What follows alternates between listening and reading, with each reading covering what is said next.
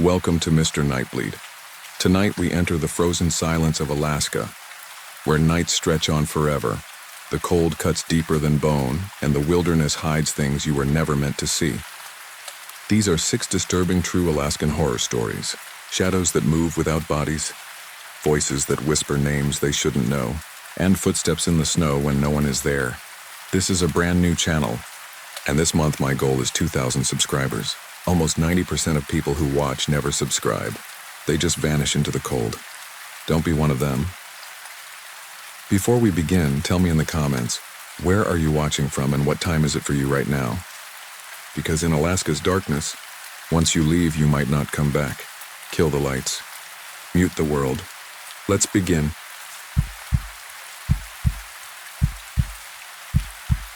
If you've never been caught in a true whiteout, let me explain something people forget. It isn't just the snow, it's the sound. The wind turns the world into a single long note that never stops. It gets inside your hat, inside your mouth. You can't think because there's nothing to think with, just that one. Endless sound and the feeling that the world has shrunk to the 6 inches in front of your eyelashes. I was 24 and dumb enough to believe I wasn't. My friend Nate and I had planned a late-season hunt up near the Talkeetna foothills. It was that shoulder stretch between fall and real winter when the rivers are skinning over, and the weather reports read like coin flips. We'd been out for 2 days and hadn't seen more than some moose sign and a fox that looked like it had lost a bet with a trap. We parked Nate's old F-150 off a logging spur and hiked in with too much optimism and not enough sense. We split up that morning, like idiots do. The plan was simple. Loop opposite arcs around a low ridge and meet back at a flagged spruce by mid-afternoon. By noon, the clouds bellied down and the light went flat. By 1, snow started as a friendly opinion and turned into a verdict. I tried the little handheld radio we used when phones went dead. All I got was static and a weather report that sounded like it was being read from underwater. I called Nate's name once into the wind and that felt wrong immediately, like teaching something where you were. The world went white. The dark of the trees dissolved and depth disappeared. I could hear my own breathing too loud, the rasp inside the balaclava, and the wind grinding through the branches like a metal file. I did what they tell you to do when you don't have a GPS or a brain. I picked a bearing east, toward where the road had to be, and I walked it like the last religion on earth. I found the cabin by hitting the corner of the porch with my shin. It came up out of the storm the way a dock appears out of fog. Sudden, solid, like it had always been there, and you were the surprise. It was one of those old trapper places, low and mean, the logs gray as dead teeth, a cross-buck door with an antler peg for a handle. The roof was loaded with snow except where the wind had shaved it down to a hard crust, and the eaves had icicles as thick as my wrist. I knocked because that's what you do when a place looks like it might have a story that isn't yours. 3 times. The wind answered. I tried the latch. Inside, the first thing I felt was the absence of the wind, which is its own kind of noise. Then I smelled old wood and something like animal fat, cold and greasy. It wasn't dark, not exactly. Light made it through a little window on the lee side, a square of day that looked like stale milk. There was a short iron stove with a pipe that disappeared up into the roof, a cot with a wool blanket that had gone stiff on the corners, a shelf with a tin cup, a cracked plate, and a mason jar with something cloudy in it. Snow sifted through cracks and laid a dandruff line along the sill. My hands didn't feel like mine. I set down my rifle, stamped my boots, and told the room I was only staying until the wind let me think again. People do that. They talk to empty rooms like the rooms might have opinions. There was tinder in the stove, birch curls old and dry enough to whisper when I touched them. I built a fire the way you practice on calm days for the one day it counts. And when the flame caught and found the first piece of split spruce, the cabin changed its shape. It got smaller and friendlier. The iron creaked. The shadows decided where they were going to live. Heat reached for my face and hurt a little, the way it does when you're thawing too fast. I hung my gloves on a nail by the stove and took off my outer jacket. Steam rose from me like I'd been exhaling my whole body. I wanted to sit down and sleep for a week, but that's a good way to never get up. I took stock instead. The door had a bar you could drop into iron brackets. I left it up. A trapper's axe leaned in the corner. There were snares coiled on a peg, each loop a neat little mouth waiting to close. The first odd thing was so small I almost missed it. The ashes in the stove weren't old. You know how cold ash is gray, a little light when you brush it? These were darker, with a faint shine of oil where heat has been. Not warm exactly, but not ancient. The second was the mason jar. I assumed cloudy water. I held it up to the window and saw fat floating on top, cloudy flakes that shifted when the light hit. I set it down and didn't think about it. I didn't want to think about it. I checked the corners because that's another thing you do. There was a trap door near the cot, half hidden under a rag rug that had forgotten what color it used to be. The kind of door that makes you think about root cellars and worse things pretending to be root cellars. The ring pull felt cold through my glove. It stuck. I told myself frozen wood and left it alone. If there was food down there, it wasn't mine. By late afternoon, the wind got its second wind. The sound found a new register, a kind of undertone that was lower than you can hear so much as you feel. The little window went from milk to chalk. The fire told me I didn't have to be brave for a little while. I ate a granola bar like it was the last food on earth and promised myself I'd be awake when it got dark. When I woke up, the door was barred. The night had taken the cabin in hand. The fire had collapsed into an angry red core and the rest of the room was theirs. My head went straight from asleep to awake without any middle. I was sitting in the chair by the stove because I hadn't meant to sleep and my neck told me so. The first thought was stupid. How much wood do I have left? And the second was there's a line of metal across the door that wasn't there before. I didn't stand up. I didn't breathe much. I listened the way you do in the woods when you're sure what you heard was a footfall and not a branch. The cabin creaked, wood talking to heat and cold. Wind looked for new places to put itself, worrying at the eaves. My own heart was too loud.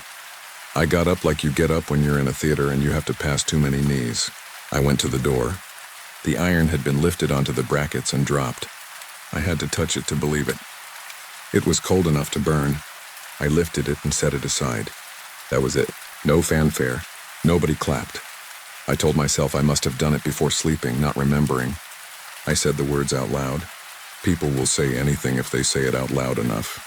I fed the stove, coaxed the coals back into flame, and checked the radio. Static.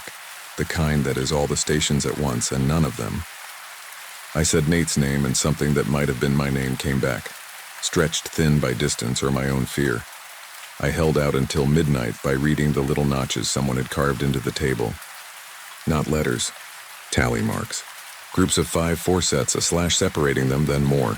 The knife that made them must have been sharp. The cuts were clean and pale like bone. I stopped counting when I realized the last set wasn't finished. When I had to piss, I used a coffee can because I wasn't opening that door to the dark and the wind and whatever knew my name well enough to send it back to me. I dropped the door bar again without noticing I'd done it. When I looked up, it was there. Like drifting off a highway onto the rumble strip and not remembering the last 2 miles. The human brain is a gift until it decides it's a babysitter. The cabin started to breathe. You'll think I mean this in some poet way, but I don't. I mean it expanded with the heat and shrank with the cold, and for a minute or two the rhythm lined up with my breathing. My chest rose. The walls seemed to ease outward. My chest fell. The logs sighed back. I told myself wood does that. Houses do that in winter. The stove snapped once and it sounded like somebody clicking their tongue in disapproval. Around 2, the knocking started from under the floor. Soft, 3 taps. Someone with patience. I stared at the trapdoor like you stare at the spot on your skin where you felt the spider. I said very quietly, "There's nobody down there." And the knocking came again, 3 like a kid learning a pattern. I stood up. I sat down. I stood up with the axe. The axe was heavy and stupid in my hand. The knocking stopped. I put the axe back where it had been and it started again. 3. You can't walk out into a whiteout by night and live. That's a fact. You can't open a trapdoor that wants to be opened. That felt like a fact too. Sometime before dawn, I fell asleep again in the chair with the axe leaned against my knee and my bootlaces still tied. When I woke, the axe was back in the corner, hung neatly, and my laces were undone. The wind had eased, the way weather does when it's done deciding about you. The window had a hint of color to it, like somebody was rubbing the morning in from the edges. I told myself I'd been sleepwalking, because that was the least dangerous story I could choose. I heated snow in the tin cup and drank water that tasted like rust and pine smoke. I ate another bar. I looked at the tallies on the table and decided to put my own. I cut a single line.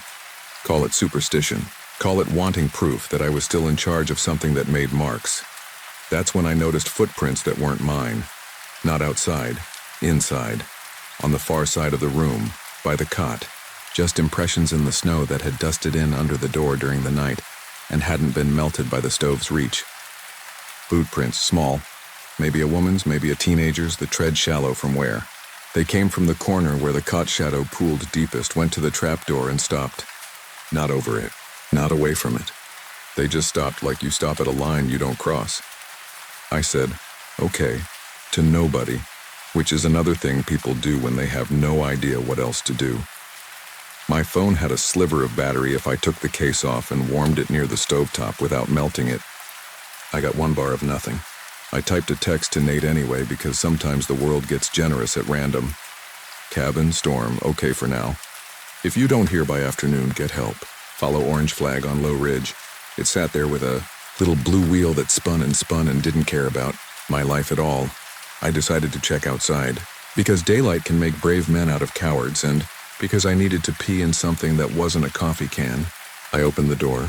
Cold slid in along the floor like a cat. The world was a blown glass sculpture, clean and hard. The wind had shaved the drifts into shapes that looked carved. The porch steps had vanished. I hopped down into a crust that held me for a second, then gave like a lie. I sank to mid-shin, and the snow bit the gap between sock and boot like it had been waiting. There were tracks in the yard. Not mine, I hadn't been out yet. 2 sets, both old enough to have the edges softened, both drifting toward clean. One came from the trees toward the porch, and the other from the left, crossed it and headed to the back where an outhouse leaned like a confession. I followed the ones to the trees for 20 feet and lost them where the drift had curled up and fallen. I told myself they were from before the storm, from some other hunter. I told myself the cabin wasn't mine, the story wasn't mine, and I was borrowing both. I did what the morning would let me do. I gathered wood from the lean-to, the splits already there like someone had thought ahead for me. I took 2 trips and then a third because the sky had that low round look that means it's only resting. I checked the roof with a long pole and raked off a slab of snow from the edge before it decided to take the stovepipe with it. I walked around to the back and saw the second odd thing I couldn't argue with. A rope nailed along the wall, tied in loops like handholds, going from a nail near the window up to the eave and disappearing over. No ladder, no reason, except if you wanted to get to the roof without leaving prints where somebody could read them. I went back inside and dropped the bar because I was tired of not deciding to. The fire had a good bed going. The cabin warmed. It began to breathe again in that slow, steady way. I shouldn't say it like this, but I will. After a while, I felt less like I was in a cabin and more like I was in the chest of something that had decided I wasn't immediate trouble. Around midday, I heard the first human thing that wasn't me. Not a knock. A voice, or close enough. It came like the wind had learned a word and wanted to practice it. Help. I stood up too fast and saw stars. Hello? It came out like a cough. Nate? Help, the wind said again. But when I opened the door, the word broke up and flew away. White-gray, the black ribs of trees far off. And there, a figure at the edge of the clearing by the first line of spruce. A person. Parka, fur at the hood, one hand lifted. Not waving exactly. Not yet. I took 2 steps out and the figure took 1 backward into the trees. Not running. Not afraid. Like we were playing fair turn by turn. I felt the rope along the back wall of the cabin under my palm even though it was on the other side. I felt the way the trap door ring had been cold through my glove. I felt the tallies in the table under my thumbnails. Grooves where someone had counted days or nights or something else that came in sets of 5. I called, "You okay?" Because people are a habit. The figure turned sideways like it wanted me to see that it wasn't the right shape. Not wrong exactly. Too narrow. Too long between shoulder and elbow like a coat hanging off a broom. The hood turned toward me and there was dark inside it where faces go. I went back inside because I'm not as dumb as I was the day before. The bar dropped. Not by itself. I dropped it. The fire sounded too loud for a minute. I thought of the jar on the shelf and wished I hadn't. I turned the radio on and off like that would teach it manners. I said, "Nate, I have a problem." And for a second I thought I heard laughter, but it was the stove drawing hard. By afternoon, the storm decided to have another opinion. The light dropped out of the room like someone cracked the door to a cellar and let the dark up. The cabin tightened and relaxed in a rhythm that no longer matched mine. The knocks came again, 3 at a time, and the prints by the cot melted and reappeared, not possible, not real. They looked wetter, like whoever had made them had come in out of fresh snow and stood there longer, letting the melt cut a sharper edge.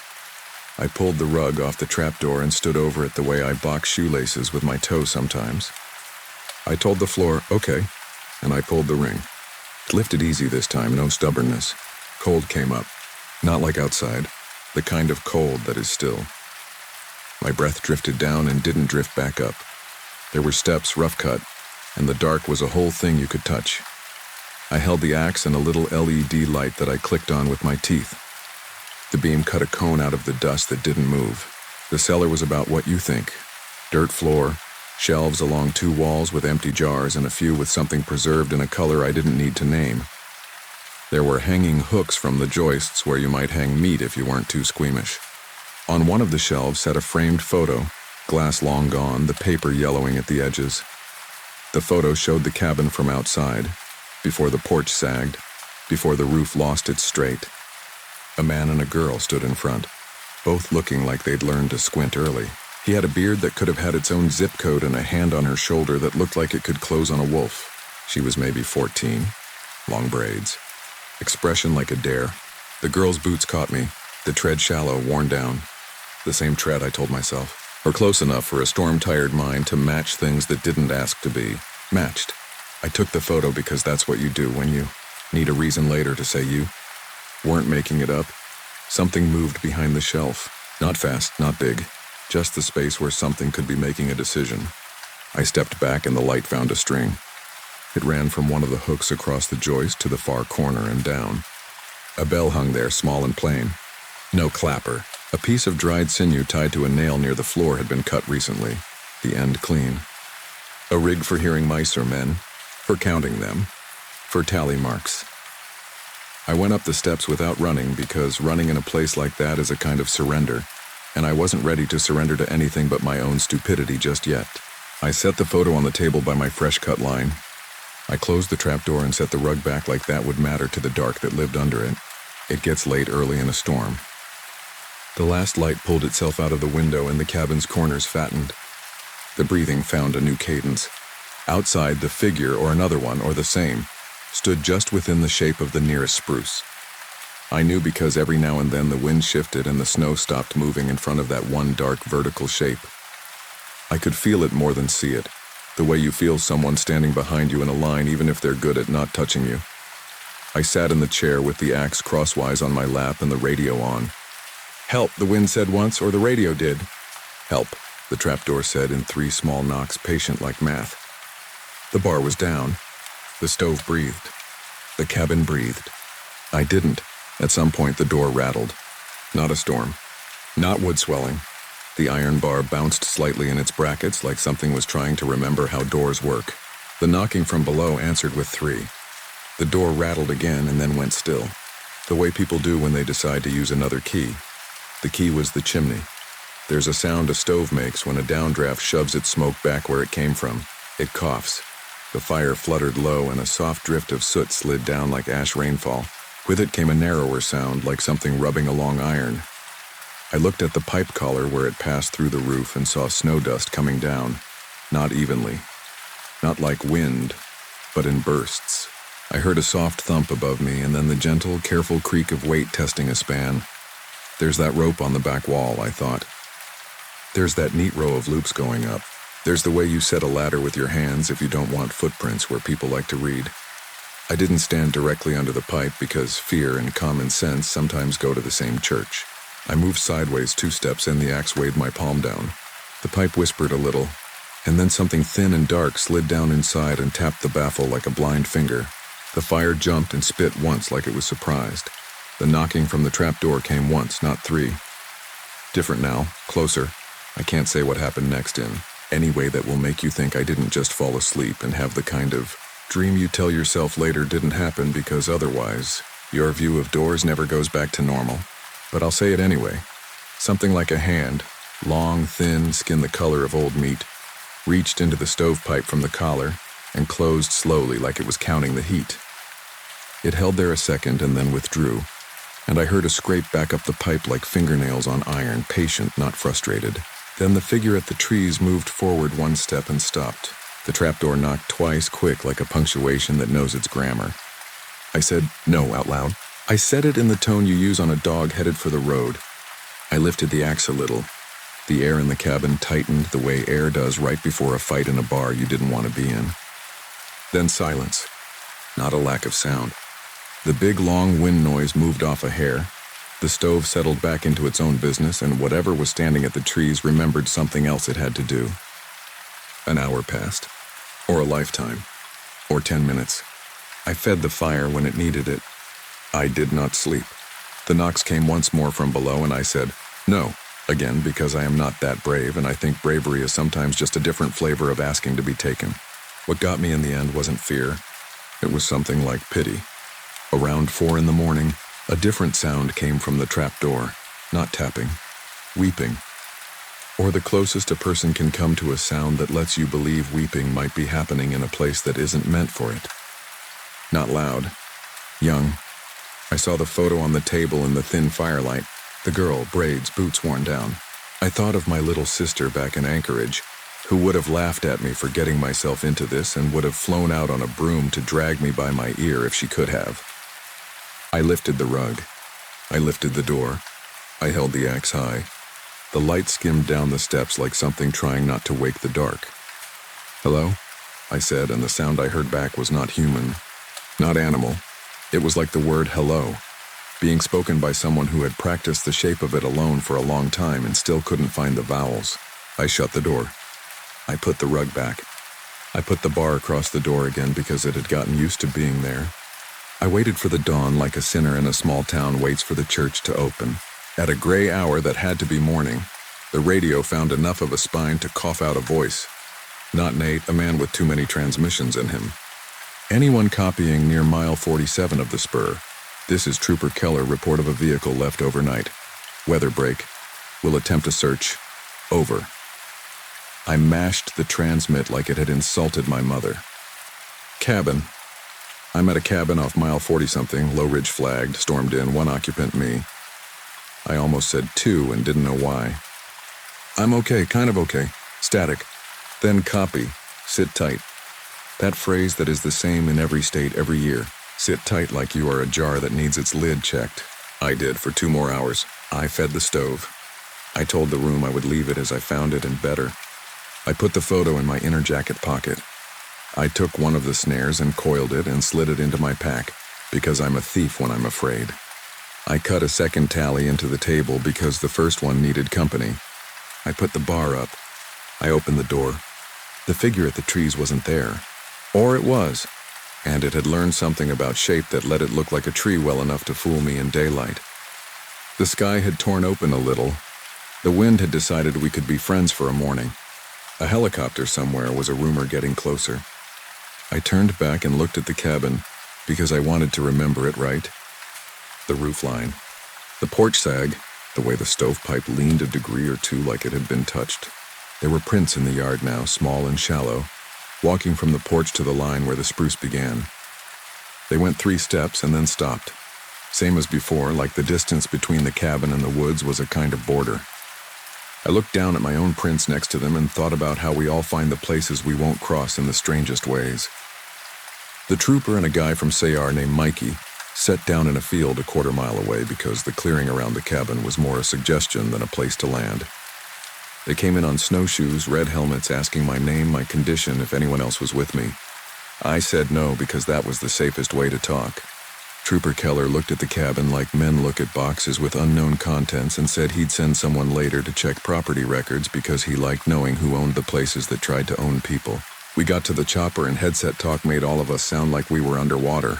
On the lift, I looked back and for a second the cabin looked like it exhaled, the door shifting in a way that had nothing to do with the wind.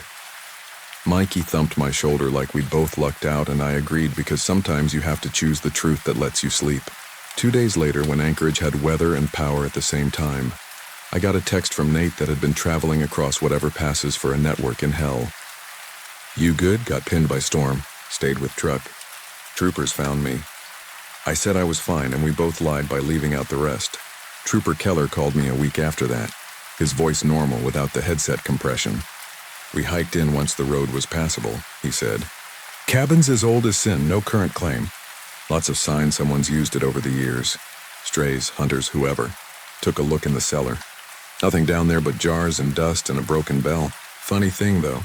"What funny thing?" "That table you told me about with the scratch marks. We saw those. A lot of them old, some fresh. You said you put one on there." He paused like he was reading and didn't like the next paragraph. "We counted. Whole sets of 5, then a slash, then more. Last 2 were different. Clean. New. One looked like a straight cut. The other one right next to it looked like the same cut made by a smaller knife. Or a kid. Or somebody trying to make their hand smaller than it is." He waited for me to say I'd done both. I didn't. I said thank you like a man says thank you to a doctor who can't tell him if the ache is anything but the weather in his bones. I have the photo in a drawer. The man's hand on the girl's shoulder. The braids, the boots worn thin. Sometimes I get it out when the wind pushes down against the windows and makes the house breathe, and I think about driving north again, because that's what a certain kind of man does when something scares him. He goes back to it to prove he's not a collection of his own fears. Then I put it away because I'd like to grow old enough that I can point to a rut in my yard and call it a garden and mean it. If you want proof, I have this. The day after Keller's call, someone left a coil of wire on my porch. Clean, bright, new. Snares. The kind you tie with hands that practiced young. No note. No footprints in the yard because it had snowed and then blown them thin as skin. My door rattled that night as the wind remembered me. You can say I was storm stupid and sleepwalking. You can say human beings put themselves in places that teach them the wrong laws. Both are true. But if you ever get turned around by a whiteout up near that stub of road that used to serve log trucks and you find a cabin with an antler peg on the door and a stove that remembers names, don't count the marks on the table. Don't open the trapdoor because you feel sorry for someone who learned hello in a room with no windows. And if you hear 3 knocks from below and a single from the door, answer the one that gets you to morning. That's the only advice I've got. The rest is just breathing with whatever holds you through the night and hoping it keeps time with you long enough to see color come back into the world.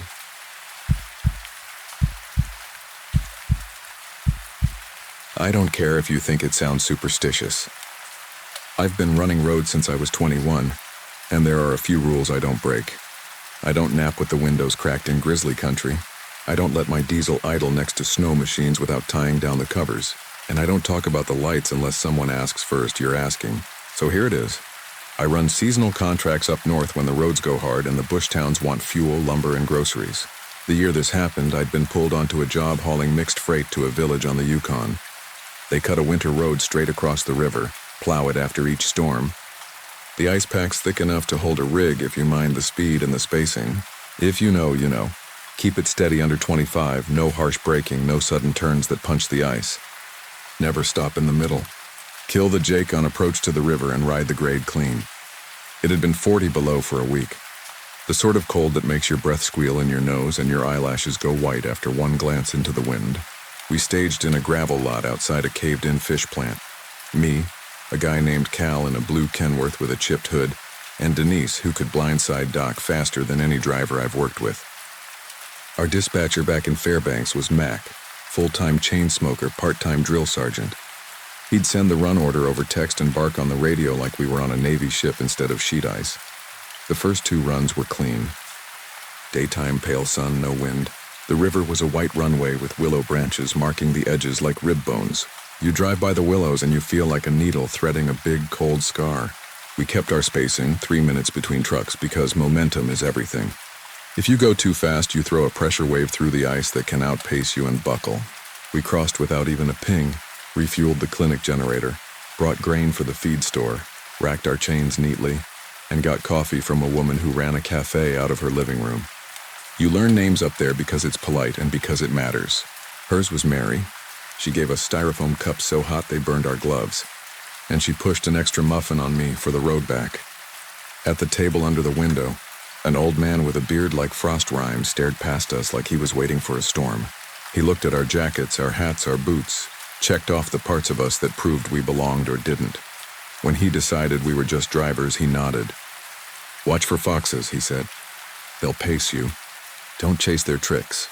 I laughed because what else do you say to that? Denise didn't. That night, Mac got antsy about a backhaul. There was a pallet of freezer compressors we'd promised to take downriver before the next weather change. The forecast looked iffy, but not suicide. "We can do a night run," he said. "Quick in, quick back, then you all can sleep in Manly." Denise and Cal were game. Money is money. I looked at my odometer and did the math on fatigue. I figured I could make one more. I told myself we'd done the ice twice in daylight. We had it. You get cocky. That's how it happens. We rolled from the gravel lot at 10:12 p.m., air clear enough to see your own breath drift sideways when there was no wind at all.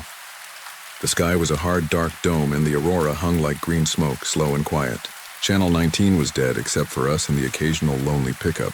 Mac yelled at me through static to make sure my beacon was bright. "Those locals don't need your beacon," he said, "but I do. I don't want to call your wife with bad news. I don't have a wife." He knew that.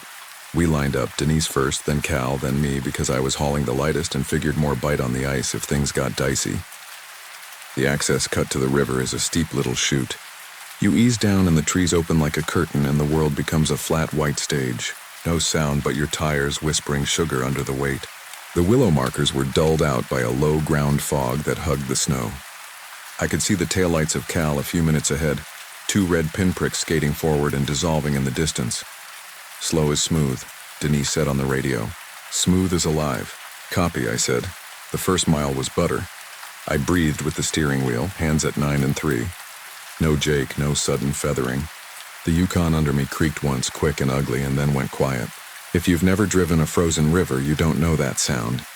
It's like a door hinge the size of a city far under your boots. It doesn't come from left or right. It comes from everywhere. Halfway across, I saw the first light. I thought it was Cal checking a mirror. It blinked white-blue on my driver's side. Quick story-high pops like a warning strobe caught behind a snow hummock. I dipped my eyes to the dash. Everything looked boring. Normal time. Fuel treated for cold. Volt steady. My radio hissed and carried on. The light blinked again, lower this time, then ahead, then high. Angles that didn't fit a snow machine or another truck. "Cal," I said, "you got someone behind you playing games?" "Negative," he said. "Just me and Denise." "You seeing those curls on the aurora?" I wanted to say I was seeing something else, but I didn't. Not yet. When you speak something weird out loud on the ice, it gets heavier. Sounds dumb, but we all act like it's true. The white-blue blinked again, and this time it wasn't a blink. It widened and smeared, an oval like a smudge on clean glass. It kept pace with my cab, maybe 10 yards off the driver's side. It wasn't on the ice, and it wasn't in the sky. It was out in that gap, the freezing gray space where your brain has no furniture to put things on. My CB popped, a single crackle like someone pinched the wire. Then it went to blanket static, not loud, just present. Every channel. I turned the dial through numbers like a safecracker and got the same warm, dry hiss. The smaller handheld I kept on the dash, useless. My sat messenger blinked red and refused to wake up. Chill moved up my wrist like wet cuffs. "Denise, say again," I said, but I had the wrong instinct. I was talking to a dead thing.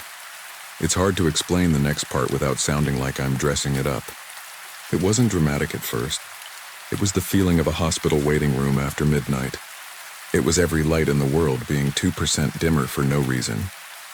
The oval dragged a little behind the cab, then pulled even with the sleeper. There was no beam, no origin, just a presence that reminded me of being pulled over by the DOT on a dark highway and seeing their flashlight glide along my trailer. Only there was nobody to own it. I could have stopped. I didn't. You don't stop on a river unless you have to, and what was I going to tell Mac? There's a light that wants something? He'd think I'd punched the trailer through a drift and was trying to talk my way out of the embarrassment. The radio static scraped and shifted. It reminded me of pouring salt into a hot pan. It found edges, made shapes. Words don't come clean over static. You know when someone's about to talk because of the little lift in the noise. This was that lift. The sound leaned forward and pressed itself thin, like a face at glass. A whisper came through that wasn't a word, but had the cadence of one. I stared so hard at the willow markers I saw after images. The oil in my engine sounded thick, older than it was. The oval brightened. My dash lights dimmed a shade. The needles ticked and held. My foot shook on the throttle. I eased off, then eased back on, smooth as I could. Another creak from below. You tell yourself it's the cold talking, the ice adjusting, the natural crack. The oval at my window held steady, and then, this is the part I know you'll read twice. It slipped through the glass like the glass wasn't there. Everything in me wanted to flinch right, which would have thrown me off the markers and into the soft edge and maybe down. I locked my arms and let it happen because the only option was letting it happen. The cab temperature dropped so fast my breath fogged and coated the inside of the windshield in a thin, grainy frost. I blinked sweat out of my eyes that shouldn't have been there in that cold. The whisper and the static stopped being in the static. It was in the cab with me up close, the way a mosquito is close when it finds that patch by your ear. I didn't hear a language. I heard intention. The intention was simple. Listen. The engine coughed once, just once. Anybody who's run diesel in the cold will tell you that cough is gasoline to the fear part of your brain. You start quickly inventorying all the ways you prepared. Anti-gel, new filters, winter blend, block heater time. And then you jump to the end of that list and there's just the number 40 written 10 times over. 40 below makes its own rules. The engine stuttered again, and this time the whole truck shivered. My headlights lost a fraction of their throw. The instrument cluster did that ghostly fade where you see the bulbs instead of the glow. "Don't you die," I said out loud, to the machine or the light or both. "Not here." Across the cab, the passenger seat belt did something so normal it didn't register for a second. It pulled out. Slow. Like someone grabbed it with cold fingers and tugged it across their lap. I'm not saying the belt clicked. It didn't. But it moved to the edge of where it would click. The webbing was stiff with the cold and it rubbed against the plastic in a way I have heard 1,000 times when an actual human being is sitting beside me, making sure they're buckled before we hit bad road. I forgot how to breathe in that second, and when I remembered, I fogged the inside of the windshield so bad that my wipers smeared frost. I cracked my window a half-inch without thinking, and wind knifed in and burned my teeth. That wind should have knocked some sense into me. It didn't. The oval wasn't oval anymore. It was nothing I can name. The absence of light shape to fit in my passenger seat. The diesel knocked like a fist on drywall and went dead. No jerk, no violent engine kill. Just gone. The sudden silence almost drove me off the markers because your ears pull your hands when noises change that fast. I let the truck coast silent. The kind of silent where you hear your sweater rub your jacket. On a river, in that kind of cold, no engine means seconds count. You can't just sit and think. You have to move in some direction that keeps you alive. But I couldn't make myself touch the key because every instinct I had told me that the moment I tried to wake the engine, something in the passenger seat would reach across and stop my hand. "Hey," I said. "Stupid. I don't know what I thought I was talking to. Hey." The whisper came back, not from the radio, not from the room, but from whatever occupies that thin layer around people that you only notice when something slips inside it. There was a shape to the sound, like 2 syllables. One of them felt like slow. The other felt like something I didn't have a word for, but my body understood it as a direction. In my mirror, a light appeared. Not the oval, an actual headlight. A single warm halogen way back, rising and falling as someone took the approach. "Denise?" I grabbed the key and turned it and said a prayer I haven't said since my father's heart surgery. The diesel tried to cough and failed. I waited, turned again. On the third turn, the truck woke up like someone had taken a hand off its throat. The dash lights jumped. The radio came back hard enough to crackle my eardrums. Denise's voice slammed through. "You copy? Cal's across and waiting. I lost your beacon back there. You scared the hell out of me. Do you copy?" "Copy," I said. I had to swallow 3 times to make my own voice climb my throat. "I had a stall. On the river?" Max screamed in from Fairbanks. He must have been on both radios. "You do not stop on the river." "Jesus Christ. Are your axles in one piece? Do not stop." "I didn't," I said, which was true in the way lies sometimes are. The passenger seat belt sighed back into its nest, slow as a breath out. The frost on the inside of the windshield thinned at the exact same rate the heater ramps usually do when you go from cold start to working. The oval was back out there pacing the cab a little ahead now, pulling toward the far bank like a led dog. It held there steady, not bright, not dim, like something keeping speed for me. And then when the willow markers thickened and the hard-packed ramp rose, the oval lifted, thinned to a line, and zipped straight up so fast my neck flinched. I tasted metal. My hands shook. I rode the ramp too fast and strobed the beacons over the tree line and pulled off into the staging turnout, where I knew there were packed snow shoulders deep enough to hold me. Denise's rig rolled in behind me, then Cal. I set my brakes and my foot couldn't find the pedal the first time. When I did, The familiar shiver felt like a permission slip to feel my heart again. Denise climbed up on my running board before the door opened. "You go dark for a full minute," she said, breath clouding my interior, eyes bright with anger that was mostly fear. "Don't you ever do that again." "I didn't mean to," I said. I sounded dumb. I scratched useless marks in the frost with my nail. "What happened?" Cal asked. He was calmer. He always is. He leaned his forearms on my window and stared at my face like he was trying to see what the inside of my skull looked like. "I saw the lights," I said, because the truth was a pressure I needed to release. Cal didn't speak. He glanced at Denise and then at the river. He put his gloved hand on my mirror and adjusted it. A hair like that would adjust the world. "Yeah," he said finally. "It's early for them." "What do you mean early?" I asked. He tilted his chin to the north. The aurora had brightened, curled in on itself like green smoke caught in a jar. "Usually they wait until later in the winter." "Thicker ice, you believe this?"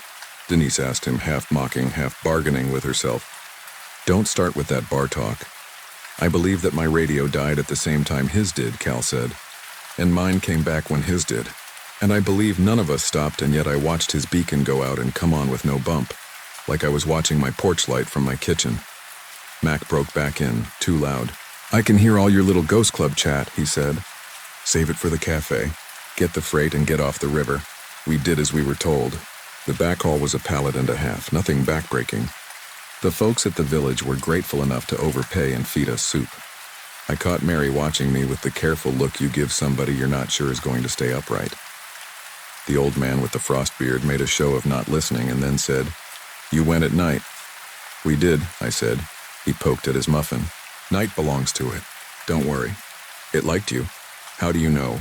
You came back." He smiled without showing teeth. "Not everybody does." On the return, I took the middle position. I wasn't going to be last again. I figured if something was going to pace us, it could pace one of the others. That's how brave I was. I kept my eyes on Cal's taillights and counted seconds out loud between the steering wheel's tiny motions. Nothing happened for the first third. My radio stayed fine. My engine stayed strong and dull. My heart found a rhythm again.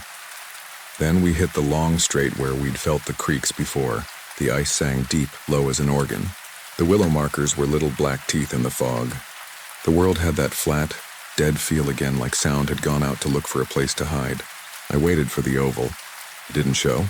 Instead, the shape of my passenger seat changed. If you've ever had someone sit down beside you in a truck, you know how the truck moves. It doesn't rock. It leans a hair. The cab takes the weight like a little shrug. That's what it did. A slow, polite acceptance of a passenger who hadn't opened the door. The belt didn't move this time. The cold didn't punch. It was almost worse that way. The normalcy made my mouth go dry. I didn't say anything. I didn't breathe loud. The whisper wasn't a whisper now. It was a presence that had learned a different trick. I felt it searching not through the cab, but through my attention. The way you reach in a drawer you've opened 100 times and know exactly where the spoon should be. It wanted me to look at the speedometer. I was at 26. I had crept without noticing. I eased to 24. The presence didn't leave. It held there like someone watching over your shoulder while you crack a safe. I reached for the dial on the radio, for something human to anchor my brain, and that's when something soft brushed the back of my right hand. It was the lightest touch, like the paper tag on new gloves. Except I wasn't wearing new gloves. I flinched. The truck drifted. I corrected. I told myself I'd felt my own jacket cuff move. The presence didn't care what story I told myself. It stayed. We neared the far bank. The willow markers thickened, and you could see the cut for the ramp like an incision. The presence leaned away, not out the window this time, but back into whatever space it had come from. It moved the way fog moves when a truck passes, just peeled off and folded around itself. The passenger seat grew its full shape again. The cab warmed. I hit the shoulder past the ramp and didn't bother keeping the engine on while I put my head in my hands. Denise keyed her mic. "Everybody clear?" she asked. We all said yes, one after the other, like people stepping off a ferry and counting. We didn't talk about it that night. We talked around it. We talked tires and weather and how Mary's coffee could strip paint. Mac pretended nothing had happened. He pushed the next load and we took it, because that's what we do. You want an ending you can put a flag in? I don't have it. The weeks after, Nothing dramatic. The lights didn't come back. I didn't see the belt move again, but the truck smelled faintly like ozone on cold mornings, and once, parked behind a pump shack in the sun, I found a handprint in the inside frost of the passenger window. It was small. That doesn't mean anything. Frost makes things look smaller. That's what I told myself as I wiped it away. A month later, during a run on the road to a different village, we heard about a driver who'd gone through upriver. Not one of ours. Not a friend. A name somebody knew, a cousin of. He'd been too heavy, they said, and too fast. He'd been in a hurry, and the river had decided it was done with hurrying. They found his truck in a clamp of ice when the thaw came. That happens. It's not a ghost story. It's a statistical certainty. I still think about the presence in my cab touching my hand when my speedometer read 26. Last summer, when the world was all mud and mosquitoes and those towns got their supplies on barges instead of ice, I took a side job hauling steel down in the lower 48. I crossed a bridge over a warm river that smelled like creosote and weeds. It had been months. I had laughed at myself out loud twice by then. I had told nobody but Cal. I had almost convinced myself that the lights were just an aurora trick on a tired brain, and that static talks like anything if you need it to badly enough. Halfway across that bridge, the radio hissed with a single tiny spark. Just once. The kind of hiss you can blame on a loose jack or a rig rolling the other direction. I looked at my passenger seat. It was empty. Of course it was. The belt lay flat. The heater was on low. My phone played a baseball game that made the cab feel like home. I looked down at my speed. I was doing 66 in a 55. I let off. I didn't brake. I let off the throttle and I said, okay, to nobody and to something. My hands went steady. The radio cleared. I still talk to Mac once in a while. He pretends not to remember that night. Denise does remember. If you push her, she'll say, "Do not stop on the river," like it's the only moral that matters.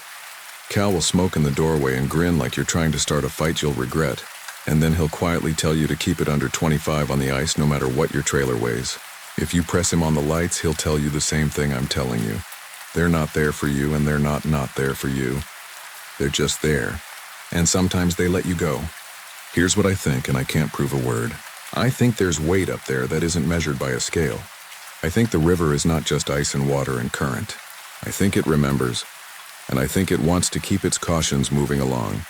You can call that superstition or physics in a coat you can't see.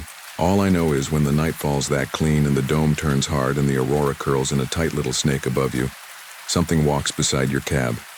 If you ever run that road and you feel the radio go warm and dry and unhelpful, and if you see a smear of white-blue that doesn't cast and doesn't blink, don't panic. Don't stop. Don't act like a deer about to bolt into its own ending. Keep your hands quiet. Keep your speed under 25. Don't stop unless you're on land. If something sits in your passenger seat and breathes without fogging the glass, understand that it's not a threat. It's a rule. It's the river telling you the things your instructor already did, but quieter and closer. Listen. Get across. Thank whatever you need to thank. When you get to the other side, you can wipe the frost and laugh and count your fingers. You can tell yourself it was nothing. You can tell your crew it was everything. Or you can do what most of us do. Put your head down, take the next run, eat the muffin, and let the big, cold silence of that place hold your secrets the way it holds everything else. If you were in my cab that night, you'd believe me. I still sleep with a bungee hooked to the passenger door latch. Habit, that's all. But sometimes, when the radio snows at me in a clear sky, I look at that seat and I think I see the belt ease out half an inch. I check my speed without moving my hands. Every time, the needle is where it should be. Every time I whisper thanks to a thing I hope to never meet again and know I probably will.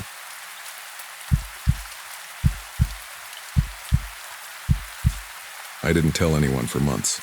When I finally tried, the words came out thin and wrong, like they'd been left in the cold too long. People wanted it to be wolves or weather or us being idiots because those are human problems with human solutions. What happened to us in the Brooks Range wasn't wolves and it wasn't the weather. And if it was a person, then it was the kind of person that doesn't leave tracks in fresh snow. My name's Nate. I've known Tyler since we were 12. We met in shop class and stayed friends through the usual junk. Graduations, breakups, jobs that didn't go anywhere. We went in on a freezer together and saved for trips we couldn't quite afford. Alaska had been the joke for years. We'd send each other videos of the caribou migration like two kids staring at a candy store window, promising that next season we'd go north. Last fall, we decided we were done with promising. We flew into Fairbanks, then up to Coldfoot, where there's a truck stop and a little bar with antlers over the door and a fish mounted at a stupid angle. I remember the waitress asking if we wanted extra napkins for the burgers, and Tyler said, "We'll need napkins for our napkins." And she laughed, and that was the last normal conversation I had. We hired a bush pilot named Gus who flew an old white and red Super Cub with duct tape on the seat and a Jesus fish decal on the dash. He told us he'd drop us near a spruce line on a little gravel bar one valley over from the Dalton Highway, far enough to be quiet, close enough for him to pick us up on schedule. "You boys know your weather?" he asked while we loaded our packs. He had a beard that looked like someone had shaken powdered sugar into it. "Yeah," Tyler said. "We're hoping it holds."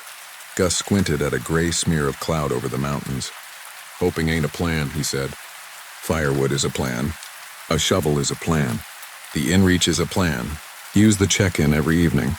If I don't hear from you and the wind comes down, I'm not flying. You understand?" We understood. We took off hugging the river, the land turning from dark timber to open brown and white, the mountains rising like knees out of the earth. He set us down on a rough strip of gravel with a little ribbon of creek at the edge and a stand of stunted spruce 200 yards to the west. Tree line here meant the last few trees before the slope turns truly empty. "I'll be back in 5 days," Gus said, killing the engine. "You boys make it 6 if you've got meat, I won't cry. But don't go walking on me. I'm not coming to find you in the clouds." He helped us pull the gear out. Tent, stove, little blue cooler for hearts and tenderloins if we got lucky. He shook our hands and took off in a burst of wind, the plane a red toy against the white of the ridges. The sudden quiet was a physical thing. The only sounds were the faint click of the creek and Tyler's zipper. We set camp near a pile of river rock and a snag that looked like a bent finger. We made a meat pole with paracord between 2 poles and hung our food high. It was late afternoon, light like a white plate set on the world. There were caribou tracks everywhere, a dotted language moving in lines and circles. We shouldered rifles and climbed the low ridge to glass the basin, and by evening we'd seen a small band moving north. We made a plan for morning, ate ramen from the pot, and crawled into the tent with our boots inside to keep the cold from turning them into wood. The first night wasn't eerie. It was beautiful. We heard wolves far off, a thin sound like wire singing. The aurora came and went like someone breathing. I slept in bursts because sleeping on hard ground is something you forget you need to relearn every year. We went after the caribou at first light. The sky was squint blue. There was a dusting of new snow, maybe an inch, soft as ash. Fresh powder is a hunter's friend. You can see how the world moves. We cut the band off on a saddle and Tyler made a clean shot. If you've never been in that moment with someone you love, the animal down quickly, the air full of the metallic smell of blood and the plain. Honest work of taking care of the meat. It's one of the few times life feels simple in the best way. We took quarters and backstraps and left the ribs for last because they flare and cool faster. We carried the first load down like pack mules, slipping and laughing, and hung the meat under the spruce to keep it shaded. We made a little pile of the remaining bones for later. The plan was to go back up for the last stuff, then take a day to rest the legs and glass again. That was when we saw him. Or it. I don't have a word that doesn't make me feel stupid typing it. It was at the edge of the spruce line, about 150 yards away, where the trees begin to thin. A slender human figure in something dark, standing still watching. No blaze orange, no hat, just a shape. You know how people look miles away and your brain does the math for you? It was like that. My mind filled in Guy in boots and dark clothes. I raised my hand in a hey and Tyler lifted his chin, but the figure didn't move. "Hey," Tyler called. "You good?" "Nothing." The wind slid down the valley. The figure didn't turn or shift. "Maybe he's glassing," I said, though he wasn't holding binoculars. "Maybe," Tyler said. "Hey, you need anything?" I tried again, feeling weirdly embarrassed, like we were bothering a stranger on a bus. The figure moved then, not walked exactly. It stepped sideways into the trees like a person backing into a doorway and was gone. We stood there for a second, listening to our own breathing and the tiny clicks of ice forming at the creek. We looked at each other. "Probably doesn't want company," Tyler said. "Maybe he can't hear us," I said. "Wind's funny." "Yeah," he grinned. "We ain't here to make friends. We went back up for the last load. We kept glancing to the tree line. No more figure. When we came back down by a different route, I swung wide on purpose and walked the edge of the trees. I wanted to see where he'd stood. The snow was pristine. Caribou tracks crossed our path. Our own boot prints were easy to follow. At the place I thought he'd been, there was nothing. Not old prints covered by new snow. Not ice-crusted indentations, nothing. "Ty," I said, and he came over.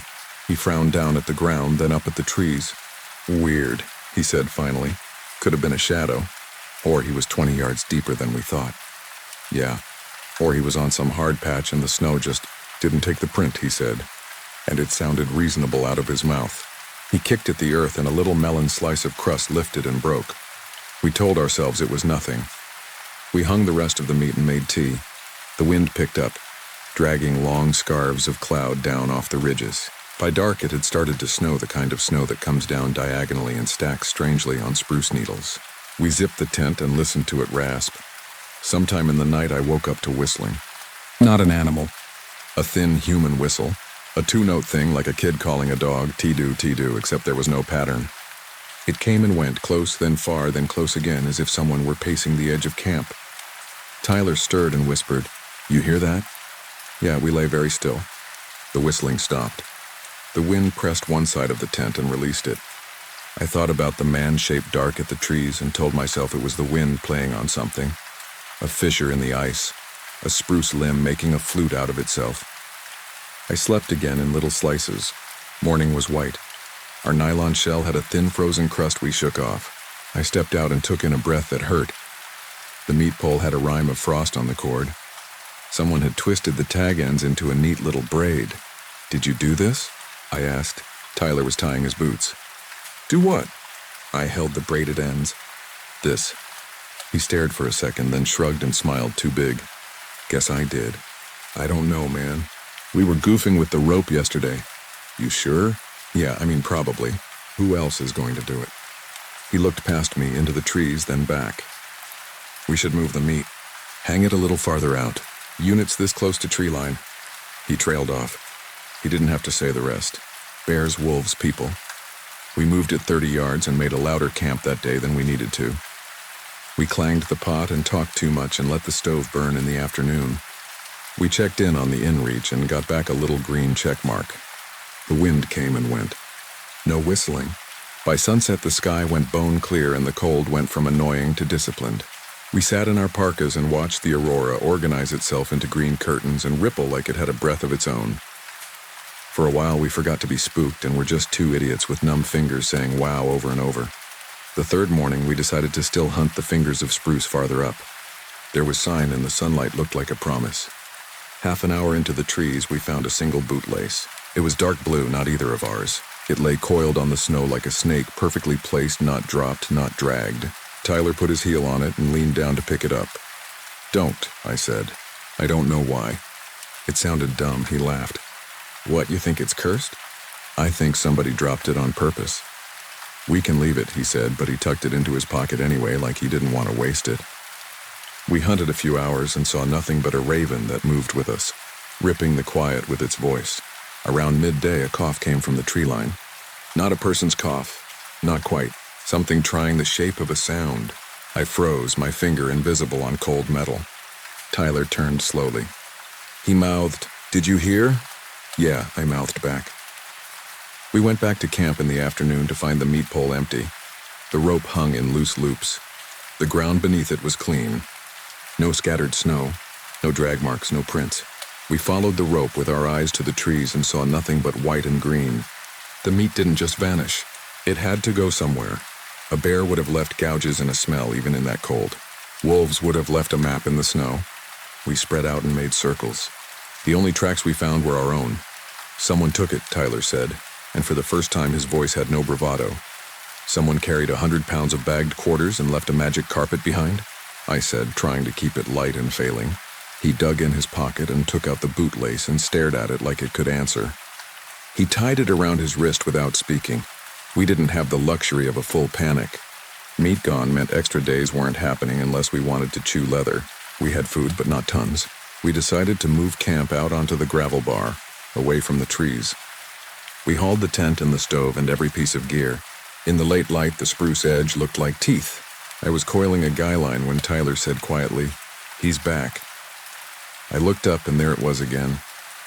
The figure, closer this time, maybe 100 yards, silhouetted against the green-black of the trees. Tall, thin. I could see the notch where a neck should have been. The shape did not step forward or back. It just existed the way a hillside exists. I raised my rifle and shouted, "Hey, we don't want trouble. You took our meat." Tyler, God love him, tried to make a joke. "We'll trade coffee for backstraps." The figure didn't tip its head. It didn't wave. It simply edged backward, smooth as if the ground were a sheet of ice and it had no friction, and the trees took it. We ran to where it had stood. Nothing, no prints. The snow was a new page. That night the whistling came back. It wasn't everywhere this time. It was on one side of the valley, then the other, then against the tent itself, so close that the nylon trembled with breath. I fumbled with the zipper and Tyler grabbed my wrist. "Don't," he whispered. "Don't give it a face." We sat up in our sleeping bags with our boots on.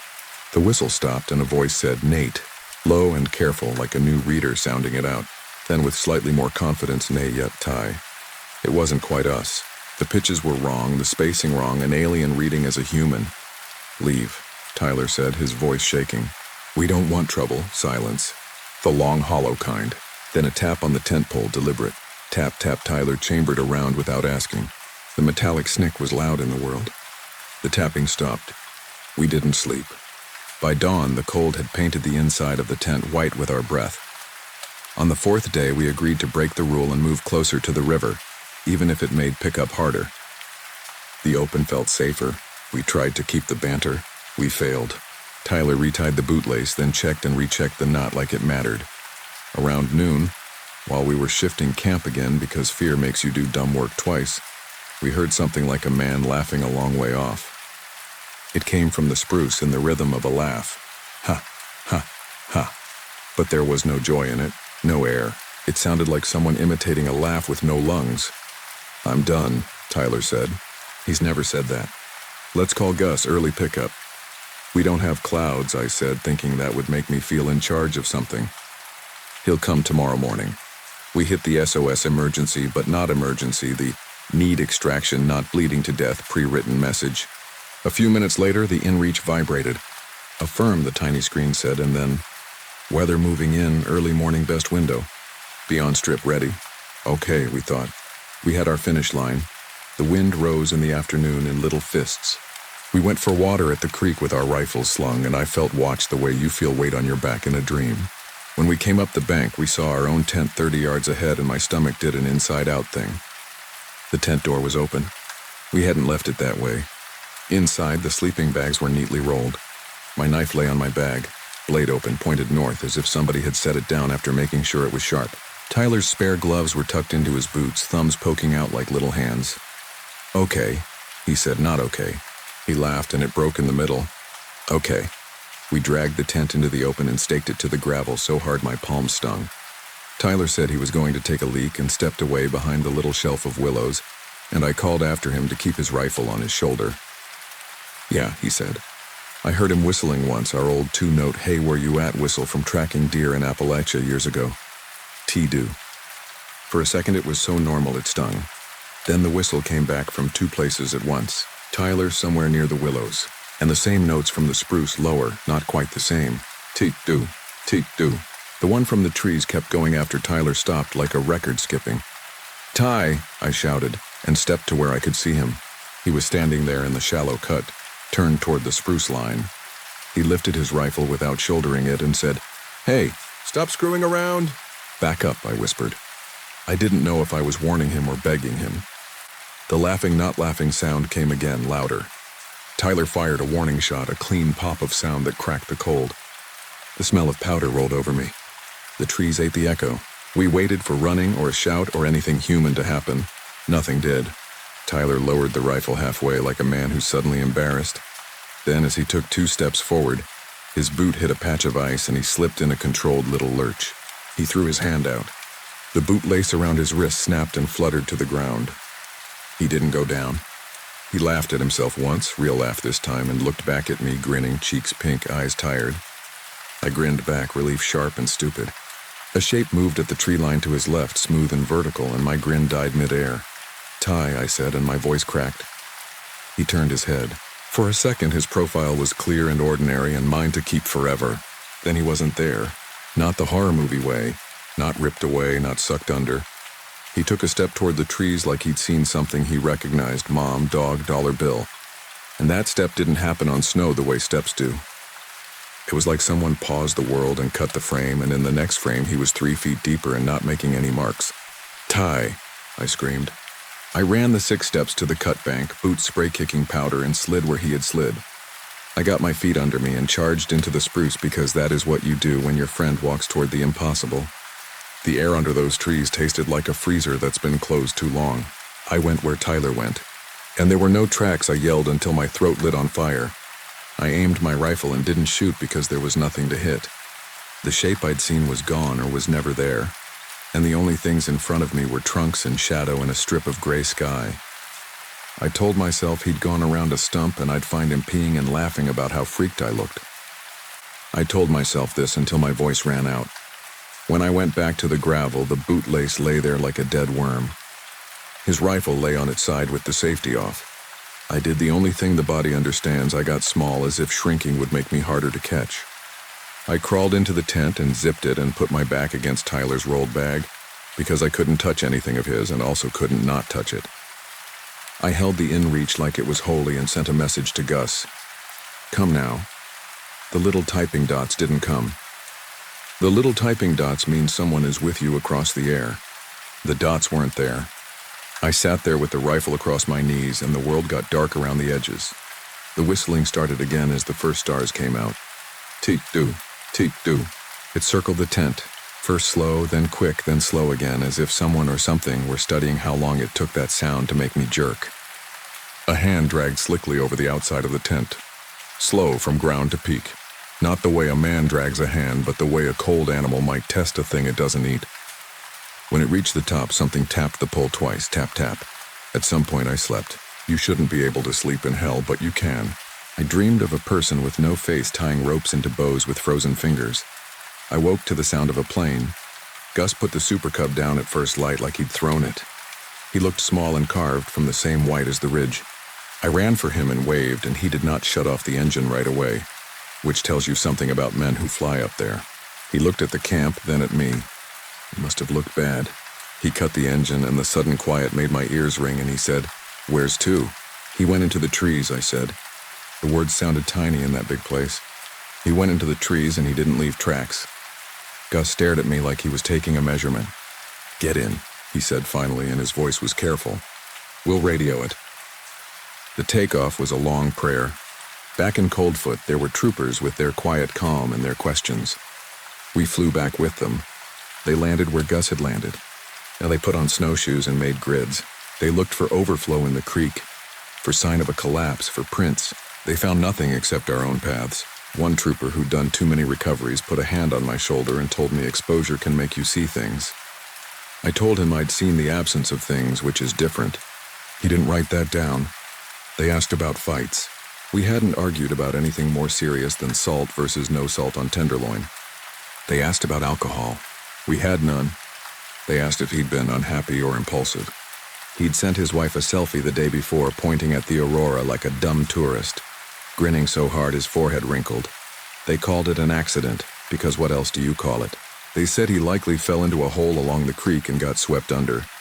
That sometimes overflow forges weird paths beneath the crust. I wanted to be a person who grabbed that explanation like a rope and never let go, but it hadn't been the creek. I knew with the same certainty you know your own name that the creek wasn't where he had gone. When I got my pack back from evidence, something rattled in the top pocket. It was the bootlace. I don't remember putting it there. I don't remember a lot of things about those hours. I sat in the corner of the truck stop with coffee I didn't drink and made a bow with the lace and undid it, and made it again until my fingers felt like wood. Outside, a lady bought a tourist hoodie that said Arctic, and the world continued being a place where things usually leave tracks. Back home, I didn't answer calls. I had dreams of the tent breathing, the nylon moving in and out like lungs, and a voice outside working at my name with patient mispronunciation. On a rational day, you can build a decent wall out of facts. There are people up there who don't want to be found. There are weird currents beneath the snow. Our minds misfire in white emptiness. Then a night comes when the wind in your backyard whistles just wrong and you remember laying awake in nylon, and you know every wall you've put up is made of sugar and will fall when the weather shifts. In the months since, I've gone over details like a man picking gravel from a wound. This is what I have that feels like it matters. We were not far enough north for it to be anything but spruce and shadow. The snow was new and honest. Caribou marked it with the blunt truth of hooves. We made prints. The figure didn't. The meat moved without marks. The voices outside were almost right, and that was the worst part. Not monsters, not howls. Something that had watched people long enough to think it could pass. And this. When Gus took off that last morning, when the plane rose and the world fell away, I looked down because part of me wanted the comfort of distance to see the trees as just trees. The light was flat and kind. For a second, the shadow of the plane slid over the spruce edge and something dark stood ahead above the line, still as a fence post. I thought it was a trick of perspective or a burned trunk, until it shifted its shoulders in a human way and stepped back so smoothly no shadow changed around it. Later, I told myself I'd imagined it because the mind is a traitor around grief. But I know this. When Gus banked, just before the wing cut my view, the shadow of that knot tree didn't move with the shadows of the trees. It stayed where it was, black as a fresh hole. I don't have a moral for this. I'm not posting to scare anyone into buying gear or to say don't ever go north. Gus would tell you to bring a shovel and a plan and to respect the weather, and he'd be right. The trooper would tell you to stay off the creek when it's weird, and he'd be right. All I have to add is small and useless. If you hunt the Brooks Range and you see a man-shaped dark at tree line that doesn't wave back, and if the snow is telling you the truth about every living thing except that one, leave. Don't listen for the whistle. Don't stand there trying to decide what's real. Real is what's under your boots and what your breath does in the cold. Tyler's wife still messages me sometimes. Do you remember what socks he wore the day you flew out? Did he say anything about his dad's truck? Those are the kinds of questions that come when there's no body. She wants a story that has edges she can hold. I give her the ones I can. I tell her he was happy. I tell her he laughed at his own jokes. I tell her he tied a dumb blue lace around his wrist like he was 13. I don't tell her about the voice at the tent, because sometimes the kindest thing you can do is keep your monsters to yourself. Last week, on a morning that had the same kind of flat light, I went for a walk along the river where I live. It snowed 2 inches the night before. People with dogs had already been out. I like looking at the prints, the dainty, perfect ovals of a fox, the messy joy of a lab. There was a line of human prints following the path and then veering off toward a stand of birch. I followed them because some part of me can't help investigating tracks now. The prints went to the birch line and stopped at the edge where the wind had drifted the snow like a lip. On the other side, the snow was smooth and new. My skin went cold in a way that had nothing to do with temperature. It was probably nothing. The person probably stepped on crust and then onto the plowed section where it didn't take. That's the story I chose because I needed to get to work, and because sanity is sometimes nothing more than choosing the story that keeps you moving. I stood there a long minute anyway, listening to a wind that wasn't making any music, and finally walked back to my car. As I pulled the door shut, a kid somewhere down the trail whistled for his dog, Tidu, and my hands jumped on the wheel. If you go north, carry more wood than you think you'll need. Be ready to leave meat behind if it means leaving early. Don't bring something home just because you found it in the snow, even a stupid lace. And if a figure stands where the trees begin and watches without waving, don't answer when it says your name wrong. Don't teach it how to say it better. Some things don't want to be found, and some things have figured out how to find you anyway.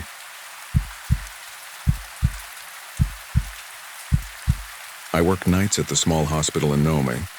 If you've never been up here, picture a handful of lit windows on the edge of the Bering Sea, surrounded by snow that never quite looks clean because the wind keeps dragging grit across it. When the wind is up, it sounds like someone whispering through their teeth. When it's quiet, it's too quiet. The hospital sits a couple blocks off Front Street, not far from the Iditarod finish line arch. We've got an ER that can handle most things, a few rooms for inpatient, a little L&D, and a morgue that's really a walk-in freezer with 3 drawers. People think night shift is chaos. Sometimes it is. Mostly it's paperwork and quiet and you making deals with yourself to stay awake. If I finish charting this, I can have another cup of coffee. If I do another round, I can sit down for 5 minutes. I moved up from Anchorage after a divorce and told myself I'd stick it out for a year. 3 months in, I stopped pretending I slept well during the day and just accepted that I'd gotten good at staring at ceilings. This was in late January, deep winter. The first night I heard the knocking. The thermometer outside the staff entrance said -21. You always feel it in your teeth first, like they're trying to ring. I was covering the floor with Leah, a CNA who's lived here her whole life, and Cal, the night security guy who keeps a thermos full of coffee that smells like a campfire. Dr. Shu had the ER. We had one inpatient, a guy named Parker with a bad heart, and the rest was quiet. Around 2 in the morning, the air gets so still it feels like everyone's breathing in sync. That's when I heard it. 3 knocks, evenly spaced. Down the hall and below my feet, our morgue is in the basement near laundry. The sound came up through the floor like someone rapping under a table. I paused, pen in the air, and Leah looked up from her crossword. You hear that? I asked. Hear what? She cocked her head. 3 more, patient and steady, like whoever was knocking knew they had time. Leah set her pencil down. Pipes, she said. They bang when it's this cold. Pipes don't count, I said, but I didn't say it like a joke. Cal popped his head around the corner. You two summoned me or what? Pipes, Leah told him. Cal made a face. Nah, not tonight. We went downstairs anyway, because you always go downstairs when you tell yourself it's nothing. The basement in this place has that damp cement smell that never leaves your clothes. Laundry on the left, maintenance on the right, and the morgue tucked at the end behind a heavy door with a code pad. The cooler hums like a giant refrigerator, because it is a giant refrigerator. And when you open it, the air has this dead clean smell of disinfectant and cold metal. Inside were 3 drawers stacked like bunks. We keep logs of what's in which, when they went in, when they came out. That night, only drawer 3 had an occupant, an older fisherman named Eddie who'd gone under at the mouth of the river during a warm spell and been found when it froze again. He'd been in there 2 days. We were waiting on weather for the medevac to Anchorage and then the funeral home. I checked the seals. Cal bounced his knuckles once against the cooler door. It made a hollow sound that didn't match what I'd heard upstairs. We stood there a minute listening to that mechanical hum and feeling stupid. Nothing knocked back. Cal shrugged. Leah said, "Pipes," again, and we went up. At 2:17 it came again. I know the time because I looked at the wall clock and thought, how is it only 2:17? 3 knocks, even as a metronome. The sound wasn't loud. It's what I'd call confident. Like when a patient hits the call button and you know before you check the board, it's someone who wants their blanket tucked, not someone in crisis. This time Cal headed back with me without me asking. I punched in the code, opened the heavy door, and cold hit our faces in a white wave. The hum, the frost breath. Drawer 3 closed. The metal was so cold it looked blue. Probably the defrost cycle, Cal said. Does that knock? I said. He rubbed his jaw. Only when it wants attention. We stood there breathing steam while the sound did not repeat. I know I should have been satisfied. If you work in hospitals, you get used to buildings talking to you. Alarms, vents, ice machines, bed rails clacking, all of it becomes background. But I kept thinking of those 3 neat taps punching up through linoleum and rubber soles. I made a note in the log when we went back upstairs. 2:17 knocks, pipes? Checked cooler, okay. Writing it down made it smaller. On the second night at 2:17 again, the knocking came in a set of 3, then a pause, then 3 more. Like someone spelling something very basic and very patient. I am here. I made Cal come down again. We opened the cooler and a drift of frost blew off the door, singing against the hinges. Drawer 3 was closed. Eddie's toe tag swung a little from the draft we'd made. I swear I could hear the faintest tick-tick as it tapped the drawer front, but that's probably in my head. I reached out and touched the tag out of habit, the way you check a pulse even when you know you shouldn't. My glove stuck to it for a second and I peeled it off with a soft ripping sound.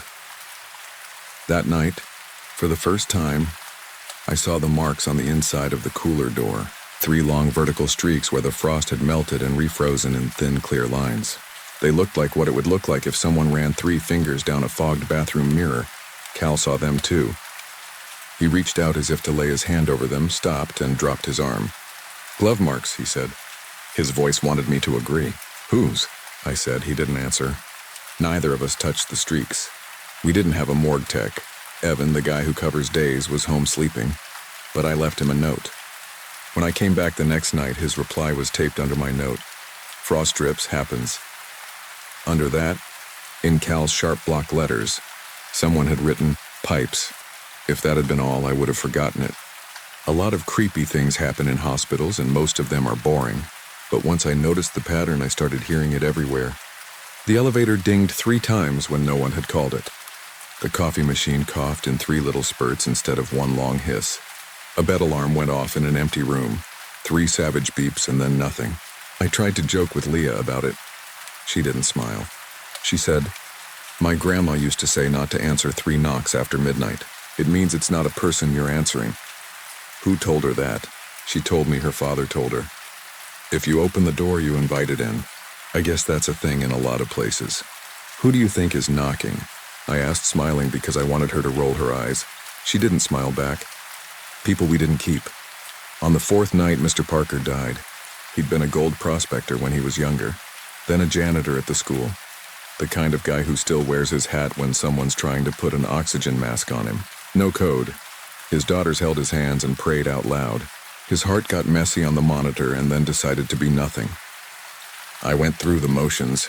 Time of death 2:13, I wrote it down. I still feel pity, even when it doesn't surprise me. I took a breath in the supply room. When I came out, the wall clock read 2:16. The second hand moved past the 12 and clicked to 2:17. 3 knocks rolled up through the floor like a reminder. I put my hand on the rail for a second and felt my own pulse jumping in my palm. Later, when Mr. Parker was bagged and tagged, and the daughters had gone home to sit with the worst of it, Cal and I took the gurney downstairs. It's a weird intimacy, the way the dead become so heavy. We slid him into drawer 1 because it was the lowest, and my shoulder had started to ache in a way I didn't admit to anyone. Drawer 3 remained closed. As we turned to leave, something ticked behind the door. Not the hum, something more like a fingernail against metal. 3 times Cal said nope, and was out the door first. I laughed because it felt like the safest thing to do and followed him. If this story stopped there, I'd chalk it up to winter and lack of sleep. But 2 nights later, a drifted-in man they'd pulled off the edge of Front Street came in. He was a seasonal worker most of us knew by sight, always wearing a blue beanie. Exposure. He went into drawer 2 because 1 and 3 were already occupied. Evan, the day guy, made a note about the door sticking a little when he'd opened the cooler that morning and filed a maintenance request. Check latch, it said. Scratches inside door cleaned. That caught at me, scratches. I asked him and he shrugged. Like someone scraped ice off the door with a key, he said. We've been in and out a lot. It's nothing. At 2:17 that night, the knock started again. I went down alone because I'd told myself I was being dramatic, and I didn't want to give the thing more power by asking for a buddy. The cooler door hung a little off true. When I pulled it open, the rubber seal peeled from the frame, making a soft kiss sound. The 3 streaks on the inside of the door were clearer now, with little runs at the ends where melted frost had frozen again like teardrops. Okay, I said into the cold. It fogged in front of me.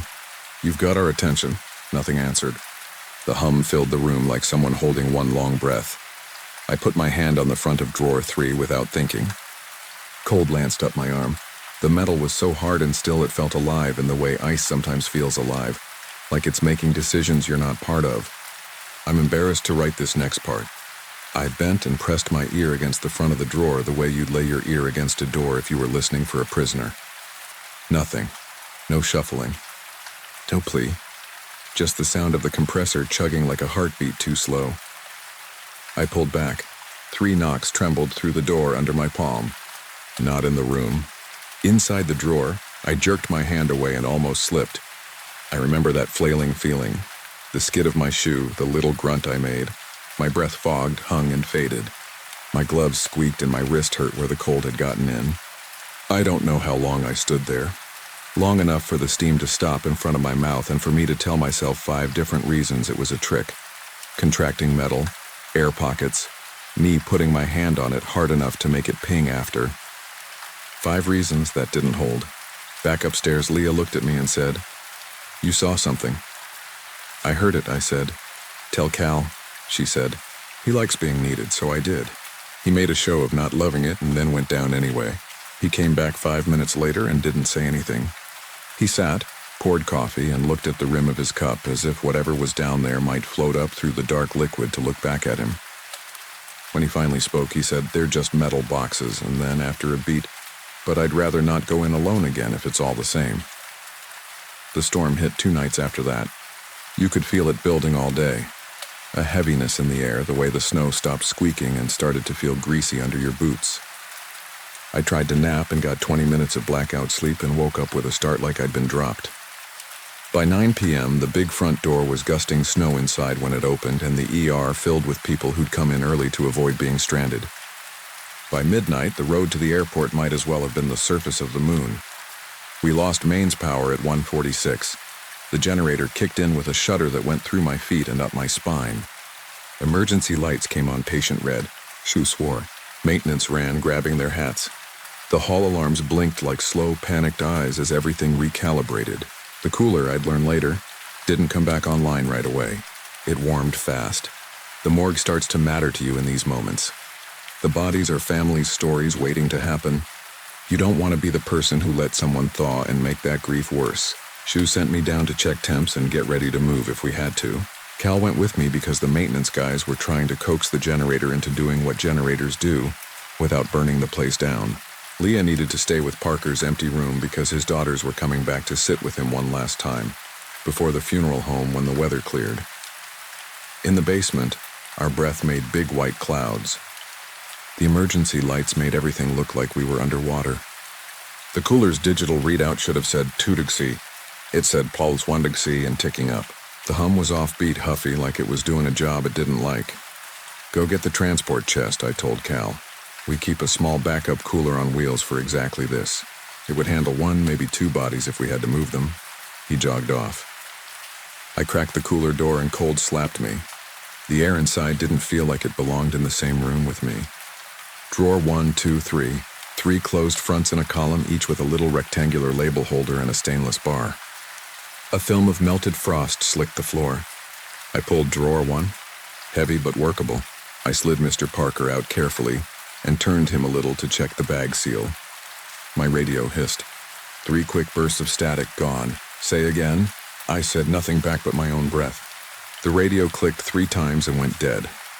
I worked mechanically because if I let myself unravel, I wouldn't be much use to anyone. I slid Parker to the transport chest as Cal wheeled it in, and I pivoted, got leverage, used my knees. We nestled him inside the smaller cooler as gently as we could and shut the lid. 2 more, we'd need a second chest. We didn't have one. Cal stared at the temp on the wall. "Plagas rendis now." He chewed his lip. The wind above us was doing something strange in the vents.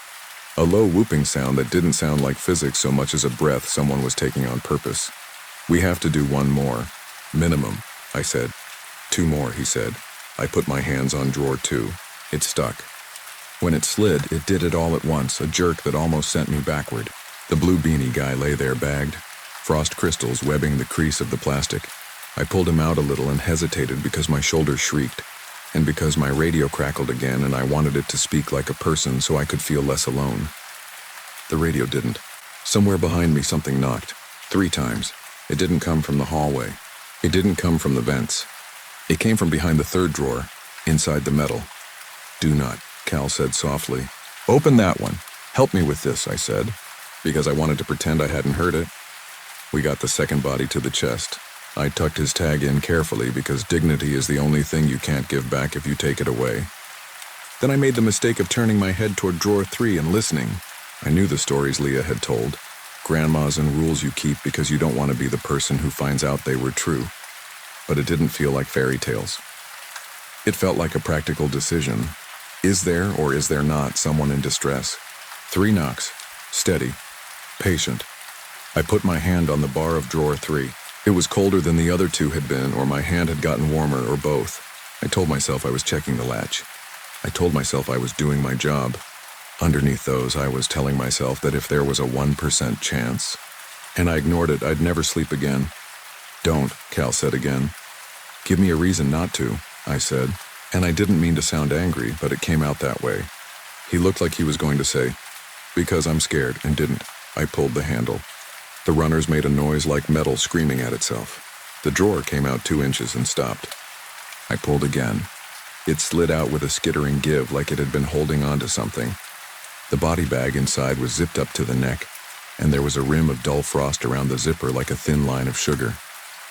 "The tag clipped to the end," said Eddie. The plastic was opaque white. The bag twitched. It wasn't a dramatic convulsion. It was a small, shivering tremor, the way a sheet moves when someone underneath breathes and you're not quite sure you saw it.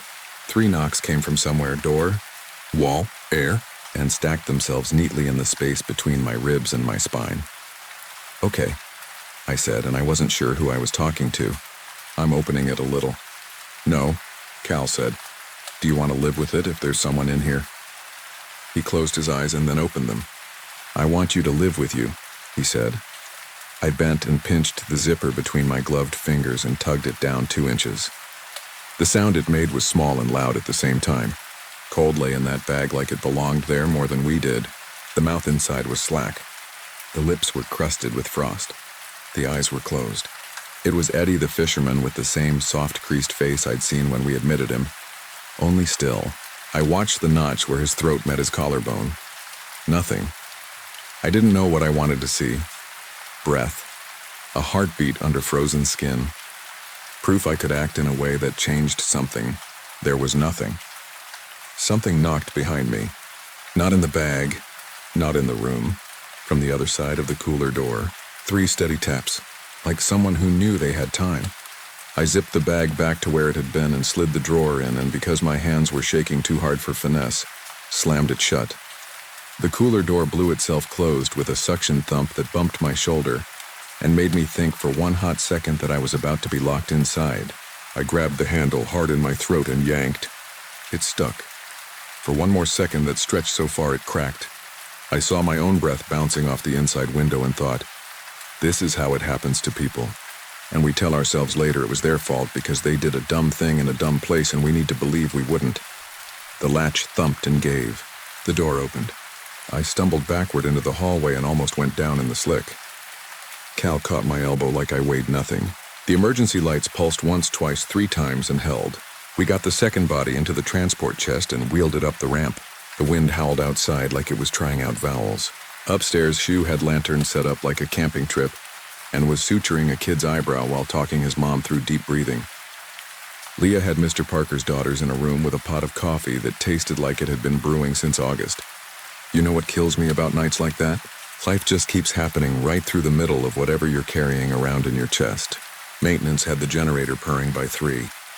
The cooler temp dropped back into the safe zone. I wrote in the log, 146 power to gen, 210 rising temps moved 2. I didn't write any of the rest.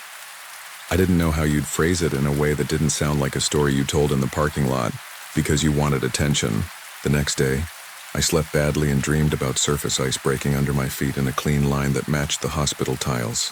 When I came in that night, Evan had left a maintenance order hanging from the cooler door. Replace latch, it said.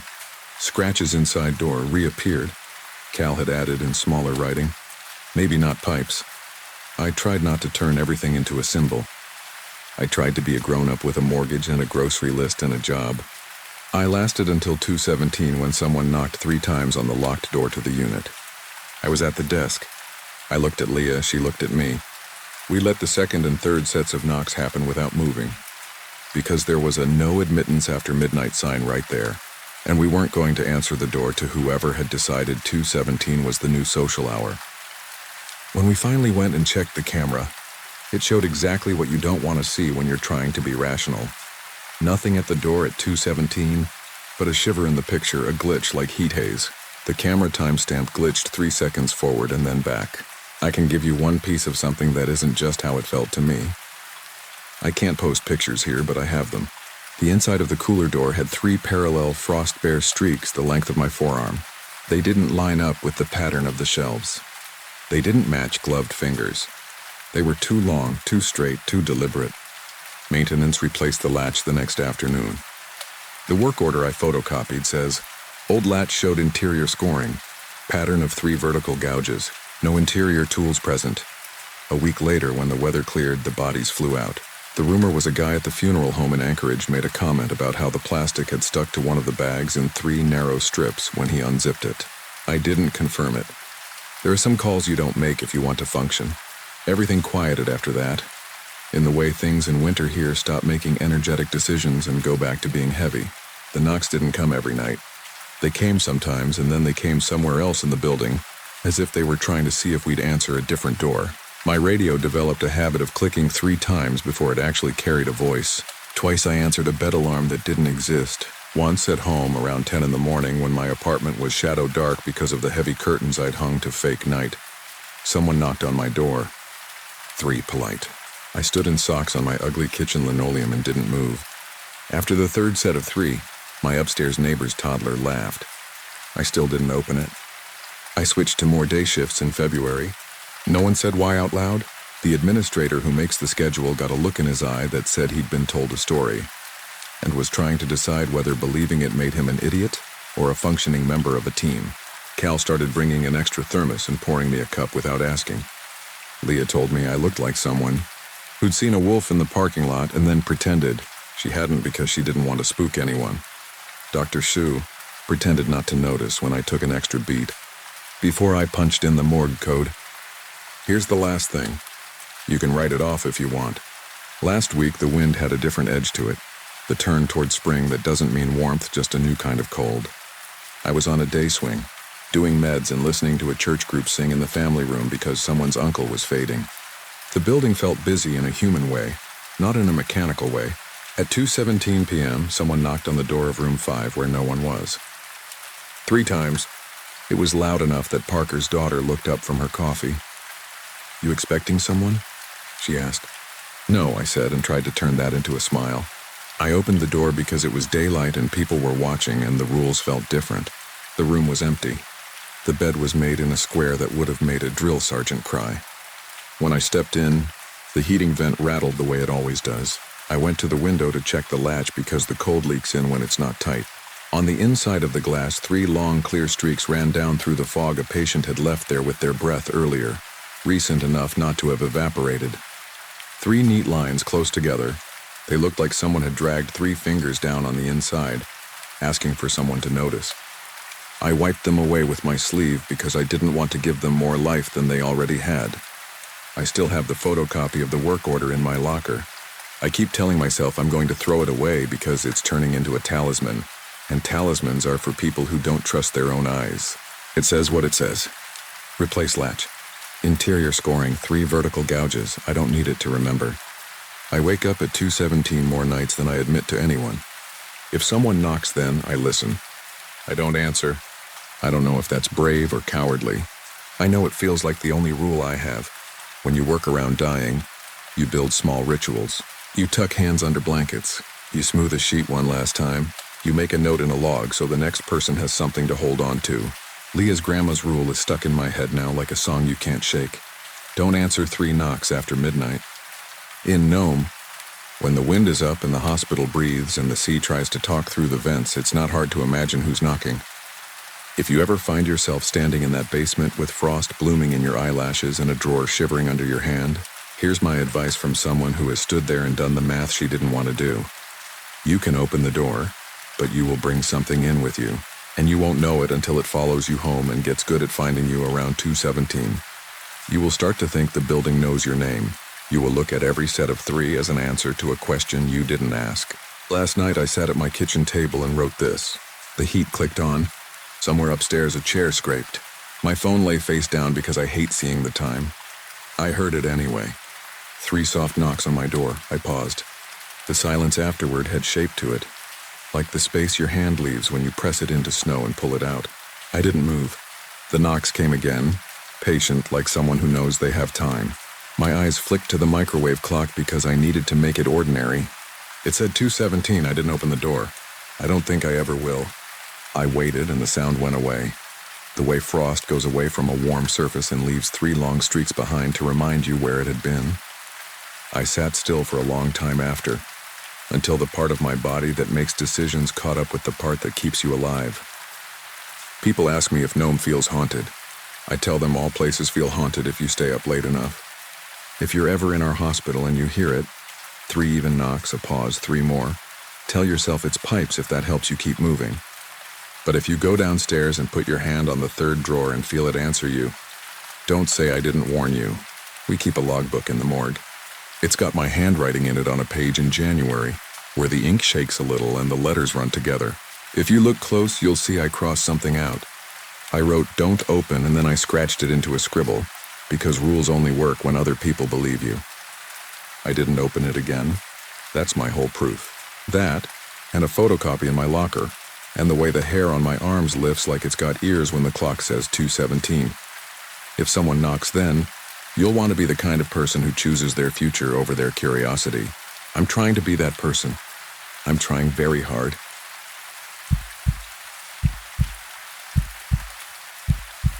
I grew up in Fairbanks, and if you've lived there through a few winters, you know the sounds ice makes.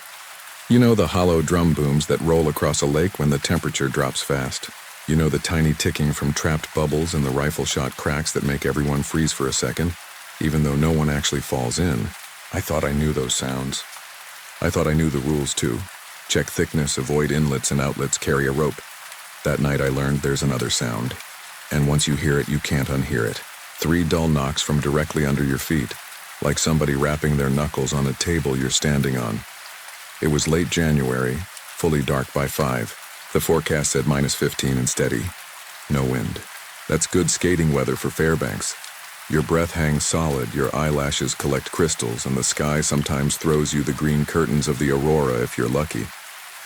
We were bored juniors with a beat-up hockey set and a group chat called Pond Champs. Me, Cole, loud, fast, always the one who wanted to race the truck. Jess, the practical one with a rescue course patch on her backpack. And Darren, quiet, stronger than he looked. A couple other kids said they'd meet us later with thermoses of cocoa and a Bluetooth speaker. We didn't go to the official rink or chain of lakes where the parks guys post thickness. We picked a little kettle lake a few miles off Badger, the one behind the spruce grove where in summer mosquitoes make a cloud over the cattails. In winter it turns into a perfect dark plate, and if you catch it after a week without snow, the ice goes black and glassy. You can look down and see milky strings of bubbles and white cracks like veins frozen deep inside. It feels like flying. We parked on the side of the plowed road and walked in along a snow machine track. The sky was awash of stars, Orion slanting above the trees, breath pluming out like little ghosts. Cole had the hockey stick over his shoulder like a flag and kept doing commentary in a fake sportscaster voice. Live from Fairbanks, Alaska, the Pond Champs take the ice. Will Jess rack up a hat trick? Will Sam finally learn how to stop without crashing into the snowbank? You know how to stop, Jess said. You just prefer the wall. I carried the milk crate with the puck and a coil of rope we'd thrown in just because Jess said to. Darren clanked along behind us, blades looped over his shoulder. Somewhere a dog barked at nothing. When we reached the shore, the lake looked like a sheet of obsidian. No snow on it except for a dusting near the far end where wind had pushed a fine white crust against a pressure ridge. You could see right into the ice, the trapped bubbles and the long, shadowy cracks that weren't really cracks, just stress lines. It was beautiful in a way you don't get if you've only seen the world through a screen. God, look at that, Jess said, stopping short. I love black ice. Cole had his skates on before the rest of us unlaced our boots. He launched off on sock feet, blades scraping the snow at the lip. Then he was out on the lake, going fast, shoulders low, throwing off the first high, clear scrape that echoes and makes every animal in the woods go quiet for a second. Wait, Jess called. We check thickness. It's mid-January, Cole yelled back. It's like 20 below at night. We're fine, Jess shrugged at me. We still check near the mouth. Outlets over there by those cattails. Don't go near the cattails. We did the slap and listen thing with the hockey stick and the toe of a skate, scraped a test circle, peered at the edge. The ice where we planned to play had to be 6 inches at least, probably 8. The light from my headlamp made it glow deep blue in the first inch and then go black. Good enough. We laced up, pushed off. The lake sang around us. We set 2 gloves for goalposts and started shuffling through a sloppy warm-up. My nose burned. My toes went from numb to alive so fast they hurt. And I grinned without meaning to because that's what skating on good ice does. You get light. When I turned, I could see my friends silhouetted in the aurora beginning low on the horizon like someone had run a green highlighter along the treetops. The first odd thing was small. I heard a hollow knock under me, 1, 2, 3, slow, spaced out, just enough to make my brain flick attention downward. I stopped. The ice under my headlamp looked like it always does. A dim map of fractures, little white comets of trapped bubbles. I rapped back with the butt of my stick because I'm an idiot and because it didn't occur to me yet to be afraid. Sam, don't do that. Jess skated over, breath streaming, cheeks red. Sound travels through ice super far. You'll spook the guys at the next lake. Pretty sure the next lake doesn't care. She knelt and pointed her light down. See those lines? Those could be fractures from thermal contraction. It's dropping. The ice is tightening. It makes noise. It sounds like it's coming from right here, but it could be half a mile away. And the 3 knocks? She shrugged. Coincidence. Your brain loves patterns. We went back to playing. Cole feathered the puck like he was on TV. Darren never said much, but when he did, he had the funniest one-liners, and he did slow loops around our rink, warming up. A pickup truck passed way out on the road, tires whispering on packed snow, its taillights red beads drifting through the trees. The aurora pulled higher and thinned out into moving bands. The air was so cold that if you inhaled fast, your throat stung. The second odd thing wasn't the sound so much as the feeling, like a change in pressure. I was chasing the puck and passed over a patch that looked darker than the rest, a kind of oval bruise beneath the surface. The ice made a deep, unhappy sound. Boom! And my whole body punched out goosebumps. That happens on cold nights. But when I looked down, something about the darkness under me moved. Not quick, not even obviously. Just a sense that a shadow shifted, like a fish rolling in a pond. I told myself it was a trapped air bubble or the headlamp reflection. I kept skating. Center ice, Cole shouted. Bring it, Wallstop. He cut past me, blade edges gripping and hissing, and for a second his headlamp beam slid across the black oval I'd just crossed. It looked like a window to me, the way clear lake ice can look like a window if you get rushes of cold air in the right sequence when it's freezing. A window looking down into something deep. Jess called, "Stay away from the mouth. See the cattails? Currents underneath." "Copy," Cole said. And then, because he was Cole, he veered toward the cattails anyway, still talking, wanting show-off speed. "I grew up here, Jess, I'm not an idiot." "Then don't skate near moving water."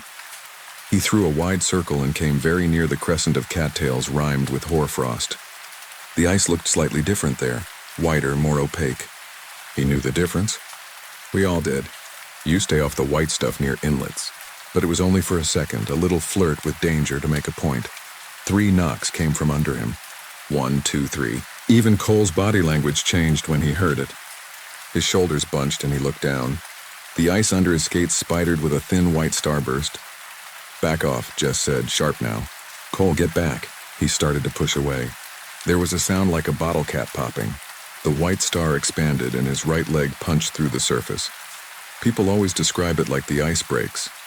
But when you're standing there, it doesn't sound like something breaking. It's wetter and hollower like a throat opened. Cole dropped to a knee and tried to throw himself forward, and his other leg shot in two, and then he was up to his waist and the hole widened and he went under to his ribcage. "Rope," Jess snapped. She already had it in her hands. She went down flat on her stomach because that's what you do. Spread your weight and shove the end of the hockey stick out like a lance. "Grab!" Cole didn't grab. He flailed and gulped and made a strangled sound that didn't sound like his voice. His beanie bobbed once and was gone.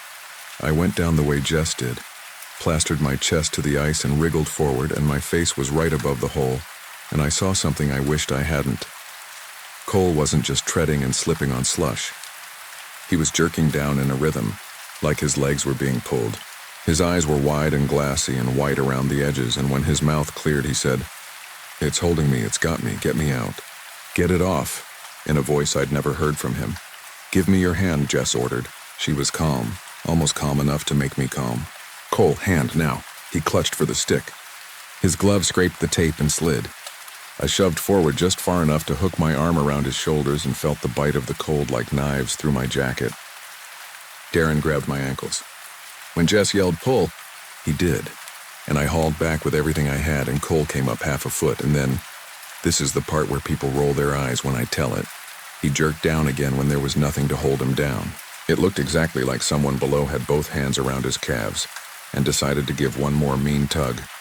"Pull," Jess yelled again. Darren grunted and turned his face away like he couldn't watch, and we dragged. Cole cleared the lip and collapsed on the ice, chest heaving. He made this sound, Not a sob, but a weird hiccuping cry, and he kicked like he was still underwater, lashing out at nothing. "My legs," he said. "My legs, get it off me." There was nothing on him. His jeans, steaming already in the air, clung dark to his shins. Jess and I rolled him the way you do, and cut his laces with the knife on her keychain and ripped the skates off because wet laces turn into wire when it's cold. His socks were already turning into slush bricks. We wrapped his legs in my jacket and Darren's sweatshirt and dragged him away from the hole. Then we dragged all of us farther, because I swear I heard the 3 knocks again right next to us, like whatever had been below was moving with us under the ice. "Truck," Jess said. Now, he'd been in the water maybe 20 seconds. In that temperature, it was enough. His skin from the knee down looked like raw fish, and he couldn't quite get his breath right. We got him back to the truck and cranked the heat and called 911 like we should have done the second we saw him sink. The dispatcher's voice was steady and kind and asked questions like, "Is he conscious? Is he shivering? And do you see blue or white skin?" We did all the hold the armpits against the vent stuff. Cole shook and cursed and then went quiet, jaw muscles jumping, eyes fixed on nothing. His lips were pale as dry ice. "What grabbed you?" I asked, because my brain wasn't letting go of the sentence he'd said. It had hooked there like a burr. He swallowed. It took him 2 tries to answer. "Hands, it felt like hands." I don't..." He stopped and breathed. "Fingers. Around my ankles. I couldn't kick." Jess looked at me over his head with a face that said, "Cut it out. Not now. Do not feed him the story he's already telling himself." "Under ice current," she said out loud. "There's a mouth of a creek right there. Sometimes just a little flow moves under the top layer. You get eddies and weird suction and it feels like a grab. Okay, it wasn't hands. It was water." "There was something," Cole whispered. His eyes glistened in the dashlight. "It pulled." Paramedics met us at the intersection by the coffee shack. Cole refused the ambulance, classic Cole, but they checked him over and made us take him to urgent care anyway. By the time the doctor saw him, his ankles were ringed with deep red marks. The doctor nodded like, of course, pressure striping from his skates and socks and the ice edge. That explanation fit if you squinted, and I tried to make it fit. It didn't look like a straight ring to me. It looked like 5 oval bruises on one side and 5 on the other. The spacing wrong for a cuff. I went home late, hands still smelling like that swampy metal breath lakes have when you drill into them. Wet iron and old leaves. My mom yelled first and hugged me second when she heard. "What did I always say about inlets?" she asked, and I didn't have an answer worth saying out loud. You'd think that would be the end. Lesson learned, don't skate near moving water. But none of us could stop thinking about what Cole said. Jess kept sending links to articles about ice physics and frazzle ice, and how pressure waves can move under clear ice like ghosts. She wanted to be the adult in the room, and I was grateful for it. But I also knew she didn't come out of that night clean. Twice she texted me, "Did you hear it too?" And I knew she meant the 3 knocks. Darren didn't text much at all. He brought over a cheap 6-pack, and we sat in his parents' garage in camping chairs with the space heater on, not talking, and he said finally, "It felt wrong. Like the lake knew we were there." The next afternoon I realized I'd left my phone out there. I'd taken it out to film Cole doing a dumb sprint start and stuffed it in the pocket of the milk crate with the pucks. And in the rush after he fell, we'd abandoned the crate. Jess volunteered to come with me because that's who she is. Darren said he had to help his dad, which I think was true and also not the only reason. Cole texted, "No" 3 times and then "Don't go." We went. The day was that blue, clean cold that makes everything too sharp. The head-high spruces around the lake were furred with hoarfrost. No wind. A raven croaked somewhere, the sound so deep it felt like a metal pole being struck. We brought the rope again, and this time Jess brought a spud bar, an iron pole sharpened at one end. We did it by the book, tapping the ice hard in front of us, listening, staying well away from the cattails and the opaque strip near the mouth. The ice boomed a couple times, the big whale sounds that make your stomach jump and then settle. The sun licked the tops of the trees and then sank like it always does in January, barely bothering to get up. Our hockey gloves were still there, the makeshift goal. The milk crate had frozen to the surface overnight, but not badly. I chipped at it with the spud bar while Jess scanned the surface around us and kept up a steady report like a climbing partner. "Edge looks good here. 4 inches of clarity. That white stuff 20 feet out is junk. Don't go near it. Your phone's not in the crate?" "No," I said, feeling around in the pocket where I remembered shoving it. Just brittle tape and a puck stuck in a little disc of ice like a fossil in amber. I must have dropped it. Where? Over. I pointed toward the first dark oval I'd crossed the night before. I didn't want to say it, so I said, somewhere over there. We went slow, tapping, and when we got within 10 feet of the area, I remembered. Jess stopped. Look, under the clear ice, something lay like a leaf. Not a leaf, an outline, a glove, one of Cole's.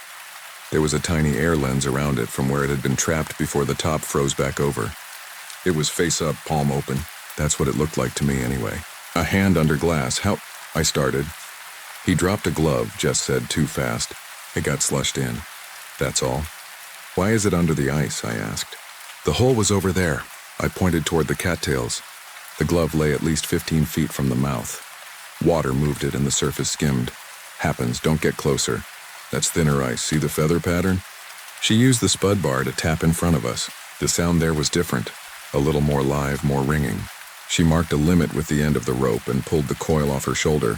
No slack wasted. From here we used the hook. I wedged the spud under the glove like a lever and tried to slide it toward us. It resisted like weak magnetism. I put more weight into it. It slid an inch and then stopped. There was no current. The glove didn't snag on anything visible. It just didn't want to move, Sam, Jess said quietly. Stop, I stopped. We both listened. The lake made a low sound from somewhere far off, a gentle seismic moan. Then close, right under where the glove lay, 1, 2, 3. 3 knocks. They weren't loud. They weren't dramatic. They sounded like knuckles on wood. Thermal, Jess said, voice thin. Contraction. I don't know why I did it. Maybe because the knocks felt like a hello and my brain wanted to be polite. I rapped the spud bar once on the surface, light. Tap. We waited. Nothing. We started breathing again. Then from beneath my feet, delayed like an echo. 3 answering taps, closer. I felt them in my bones more than heard them. More a pressure than a sound. 1, 2, 3, Jess flinched. Okay, we're done. My phone, we're done. She bent to lift the rope, and when she bent the beam from her headlamp, which she still had on even though the sun was trying to make a go of it, swept across the ice in front of us. Lit up under there, right by the glove, was a shape the size of a hand. 5 pale ovals like bleached stones pressed against the underside of the ice, splayed like a starfish, and then my brain had to reshape what it was seeing because the 5 ovals were under Jess's feet too, trailing her. Another hand shape just behind, and another. Don't move, she said, though she didn't need to say it because I was frozen in the human sense, not the temperature sense. The spud bar clicked in my grip where my glove had little ice beads on it. Sam, Jess said, and now her voice had the precise steadiness of someone holding panic off with 2 hands. We are going to step back, 1 step at a time, toward the snow machine track. You do not jump. You keep your weight spread. You look at me. Ready? Yep, I said. My voice squeaked. We took 1 step. The 5 ovals under her feet didn't move. The ovals under mine did, smearing like something pressed and skimmed and then gathered again. I tried to see it as trapped bubbles moving under the surface tension. I tried. The palm shape near the glove shifted. The little air lens around the glove made a shimmering wobble like a heat mirage, and I swear, in that wobble, just for a second, I saw a face. It was probably my own reflected face with the headlamp distorting it, and the black water turning my eyes silver. I know that. I tell myself that. But at the time, all I knew was a long, pale oval and darker ovals where eyes should be and a mouth open as if to breathe. We took another step. The ice moaned. The glove skated an inch by itself and stopped, palm still up. A slow stream of tiny bubbles rose from under the glove and made a zipper noise as they slipped along the underside of the surface. The 3 knocks came again, but not in the same place. This time they were to our left, as if whoever was under there had slid on its back and knocked somewhere else. 1 step. Another. The cattails were far away now, 30 feet, 40. I knew, absolutely knew with cold certainty, that the ice here had held a truck a dozen winters. It would hold us, but that's not what my body believed. My body believed that if I looked down, the ice would be a membrane and a face would push through like a fish's snout in a pond in April. Keep going, Jess said. Please. We reached the edge in the little rise of snow, and it felt like stepping off a stage. My knees went out from under me. Jess didn't sit. She kept walking until we were on packed snow under the spruce where it didn't feel like a second skin. Separated you from something dark and deep. Only then did she let the rope drop. Only then did she breathe out loud in a sound that rattled. We didn't run. Running felt like it would be disrespectful, like it might make whatever we'd walked away from follow faster. We walked back to the truck, breath tearing in our throats, trying not to look back even when the lake boomed again, deep as a whale's call. We got in and Jess slammed the door too hard. The sound was way too normal. Physics, she said, and hit the steering wheel with her palm. It's physics. Trapped methane, fragile ice layers, pressure waves. It's everything you can read about. It's not. Hands, I said. She put her face in her mittens and said muffled, "Don't say it." We told ourselves a story and we stuck to it. We told Cole a carefully edited version. Glove under the ice, weird noises, nobody fell in, we were smart, we left. Cole didn't sleep much for a while. Every time I saw him in the hall, he had that same jarred look, like he'd been shaken and set down a little crooked. He started taking the bus home instead of driving, and once I watched him hesitate before stepping on the rubber well at the school's front door, like he was imagining it giving way. 2 weeks later, Mr. Baird from 2 doors down cornered me when I was shoveling and told me about his uncle's under-ice whitefish netting in the 70s. He used words like lead line and anchor stake and runway, and showed me how they used to cut 2 holes and pass a pole under the ice, using a stick with a nail in it to catch their line. "Scares the daylights out of you if you're not expecting it," he said cheerfully. "That thing's skittering under there. Feels like something alive." He winked at me. "We like to tell stories. That's what keeps kids from being stupid." I nodded and shoveled and tried to let that explanation settle my brain. Maybe someone had set a line out there and we'd seen the tail of it drifting under thin skim. Maybe the glove had slid along that line. Maybe the knocks were a fisherman tapping his pole in the next cove over, sound traveling funny. Maybe. I think Mr. Baird wanted to help. I also think he knew we were skating out behind the spruce and wanted to put a bit of old man folklore between us and it. February rolled into March. The daylight came back long. The roads glistened. The aurora softened. The temperature swung and the ice on every roof made that thaw-refreeze crust that looks like dragon scales. I convinced myself I was fine. Then one night I woke up and heard tiny tap, tap, tap under my bed. It was probably the baseboard contracting. That's what I told myself as my whole body went cold and I lifted my blanket and looked at the floorboards. I said out loud, "It's the house," and felt ridiculous, and also like if I didn't say out loud it was the house, something else would be true. The first big thaw came in April. Everyone posts photos when the Tanana goes. People drive down to the river to watch the ice go out, the slabs like broken plates banging and turning in brown water. The lake behind the spruce does a smaller version, black water seeping up through rotten honeycomb ice, edges going first. On a Saturday, I walked there by myself like an idiot because I wanted to see it turn back into a lake, not a mirror with something under it. The cattails rattled in a breeze that smelled like old grass. Near the spot where we'd seen the glove, there was open water with a fringe of rotten ice that clinked together like wet glass flakes. Something bumped the shore, a ridiculous little clumsy sound. I picked my way out on the hump of frozen snow and leaned down and fished it out with a stick. It was Cole's other glove. It was swollen and pale and weirdly smooth from months under. And when I squeezed it, black water ran out and something else slid into my palm. A small clump of translucent stuff like shredded onions, except hard. It took me a second to realize they were little crescents of ice. Not ice, nails. 5 little curved slivers, smooth on one side, ridged on the other. The ridges like you'd see if you looked close at your own fingernails. The rational part of my brain said they were bits of cattail stalk, frozen and worn down. I placed them on my open palm where they looked like pieces of the moon. I put the glove back. I put the crescents on top of the glove and watched them melt into the sun glitter and disappear. I told myself I'd found cattail shreds. I made myself walk away. Summer was fine. Summer always is. We forget easily when the mosquitoes are singing and the daylight never ends. We camped, we worked. Cole got louder again and pretended not to flinch when someone dropped something heavy. Jess got a summer job and wore a whistle on a lanyard and rolled her eyes at me when I teased her about it. But the whistle stayed around her neck even when she was off shift. The part that won't leave me alone didn't happen until the next winter. First week of December. Fresh, cold snap.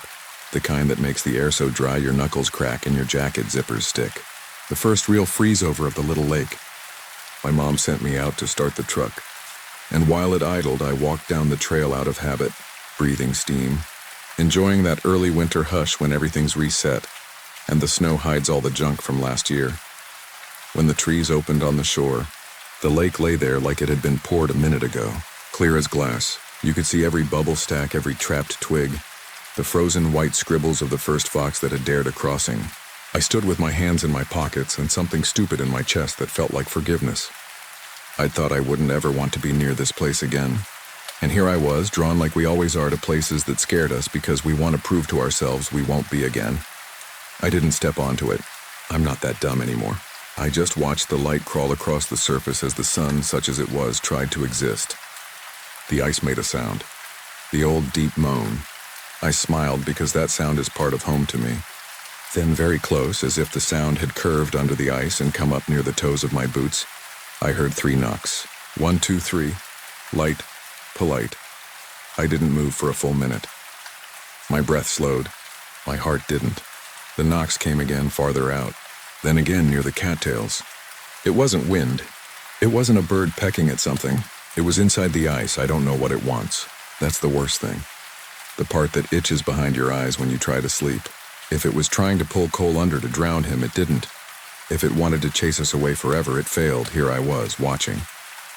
It knocked like someone asking to be let in. It knocked like it was answering a pattern we'd started and didn't understand. I backed away without turning my back because I couldn't make myself do that. On the way home, I cut across the empty lot behind the coffee shack and kicked at a frozen puddle. The thin ice there cracked like glass, and my boot sank an inch and stopped, my toes cold and safe. Under that translucent film, just before my footprint clouded the whole sheet, 5 pale ovals bloomed and drifted away from the pressure, the exact size of a hand. I stood there until my toes hurt and the coffee shack girl knocked on the window to see if I was okay. I keep telling myself it's physics. I keep telling myself about bubbles and stresses and currents we can't see. I rehearse the words so I can hand them to other people when they ask and sound like someone who learned a lesson and is now an adult. It helps, it does. It gets me through starting my truck and walking down to get the mail in the dark and the weeks when you don't see the sun. Because you're in school when it rises, and it sets before you leave, but on nights when the temperature falls fast and the house resettles and the old baseboards talk to themselves, I lie awake and listen. Sometimes if I hold my breath, I hear it. A soft, deliberate rhythm from the cold side of the window, from the street outside, from the slab of a lake a mile away under its wind-polished glass. 1, 2, 3. The polite rapping continues as if it knows I'm there, as if it remembers, as if it wants me to come back and put my ear to the ice and tap my answer, and feel, for a fraction of a second, something tapping back.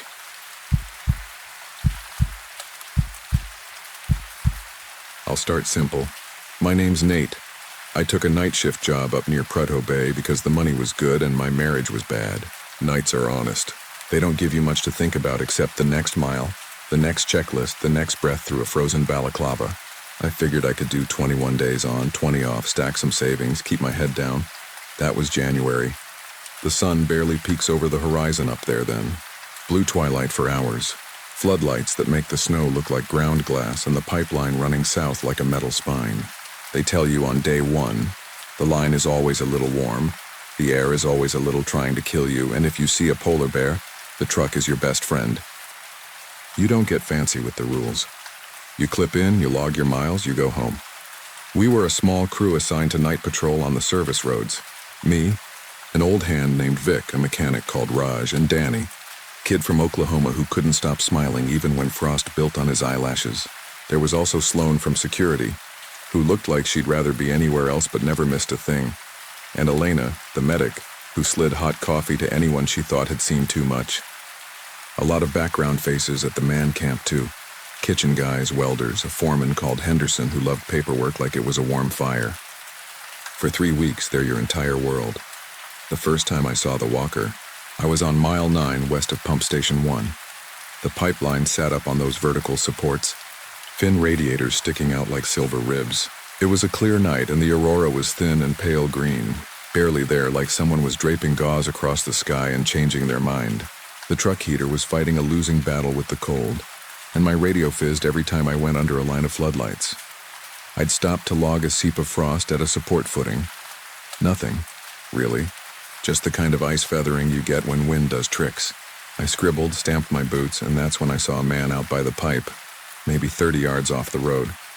He was waving, both hands over his head like he was at an airport trying to guide me in. I felt the jolt of adrenaline you get when a safety drill turns real. I pulled the truck out of the ruts and nosed toward him, tires chattering on the cold. I hit the light bar. He was in a parka, hood up, no face I could make out, just a dark oval, still waving. I unbuckled, grabbed my radio, and stepped out into that styrofoam quiet you only get below zero. My breath hung like cotton. "You all right?" I shouted through a balaclava that turned my words into damp heat. He stopped waving. He didn't run. He didn't move. I took maybe 10 steps, careful on the sugared snow, eyes flicking to the pipeline because you keep a healthy respect for the machine that holds millions of barrels of something hot and unforgiving. "Hey," I tried again. And then, forgive how fast this happens because it felt slower then. My radio cracked with Sloan asking for a location check. I said, "Mile 9. And when I looked back to him, he wasn't there. Just like that, I thought, okay, whiteout trick. You lost him in the dark. Maybe he ducked behind a support. I walked to where he'd been, my headlamp slicing clean cones of light into the snow. The only tracks were mine, crisp and blue in the shadows. I pressed on until I stood where he'd stood and realized what I was looking at. Boot prints. Not mine. A straight line of them coming in from the open tundra, heels clean, tread clear. They walked right up to the pipeline and they ended at the pipe itself. No turnaround. No scuff like he'd leapt up or doubled back. They just ended. Toes jammed against steel like someone had walked face first into it and kept going. I'm not an idiot. I know snow can drift. Wind can cover tracks. The pipeline radiates a little heat and can make weird ice halos. I'm telling you what I saw. A line of prints that hit the pipe and vanished. I felt small all at once, like the sky kicked me out of it, and I swore because it kept me human. I keyed the radio. "Sloan, be advised, possible stranded pedestrian at 9 West, I got weird sign. Request a second unit. Copy, Nate, you need assistance?" Her voice was so calm it put a thin skin over my nerves. "Negative for now," I said. "Might be a prank." "Leave it and return to the road if anything feels off," she said. And I heard in the word anything the whole file of liability and the memory of someone who didn't come back once. "We'll review cameras." Back at the truck, I angled us so the dash cam could see the support, and I sat with the engine idling and my pulse in my hands. I stayed until my skin started to sting in that early way it does before the deep cold finds tendons. Then I did what you do. I logged the anomaly, I drove on. I told Vic at the warm-up trailer. He pinched the bridge of his nose and said, like he'd been waiting for it, "Yeah, you saw him." "Who?" "The walker," he said. "Don't worry. You're not special. Everyone sees him once if they stick around long enough." He told me the story they always tell. Some welder in the 70s fell from a catwalk during a whiteout, never found. Or a hand who took off his gloves and touched the pipe and stuck. And by the time anyone found him, he'd gone to sleep and never woke. The details change. The ending never does. "He waves you in so you leave your truck," Vic said, stirring powdered cream into coffee. "Don't. It's hard country out here. The dark uses your own manners against you." I laughed because what else do you do? He didn't laugh back. The next week got stranger in a slow, stacking way. We had a cold snap deep enough to make metal ping, followed by a day where the temperature rose just enough to put a glaze on everything. Radios picked up static even in clear weather. Danny complained that his shadow looked wrong, longer than it should be, even under the floodlights. Raj teased him. "Shadows grow in the cold, man. Everyone knows that." But I watched Danny leave a trailer and his shadow turn a corner a breath before he did. And I wasn't quick to add a joke. 2 nights after Mile 9, Sloan asked me and Vic to double back near block valve 3 because the differential pressure sensors had spit out a weird reading. "Probably nothing," she said. "If it's ice on the line, we'll catch it. Be cautious. Somebody dumped bearscat on the road between 7 and 8. I drove. Vic watched the sky, liked to point out a faint corona or a sundog even at night. The way light does what it wants this far north. "I saw him my first winter," he said after a while, not looking at me. He was close. I could hear his parka friction in the cold. He waved. I waved back. I thought I saw the ice from his breath, but it was steam from the line. I remember thinking that. "The steam moves like an animal. You followed?" "No," he said. I did something worse. I whistled. "Why's that worse?" "You invite things with a whistle. You don't know that yet because your house was close to a grocery store." He popped a cough drop and the heater fan clicked, and the windshield ticked with ice. We found the valve, logged the pressure, which had normalized, and saw our own faces bent in the baptized steel. I spun us around and started back east, and that's when the radio played my voice talking about something I hadn't said yet. Copy. Heading back east, it said in my cadence, with my stupid way of saying east like east. I hadn't keyed my mic.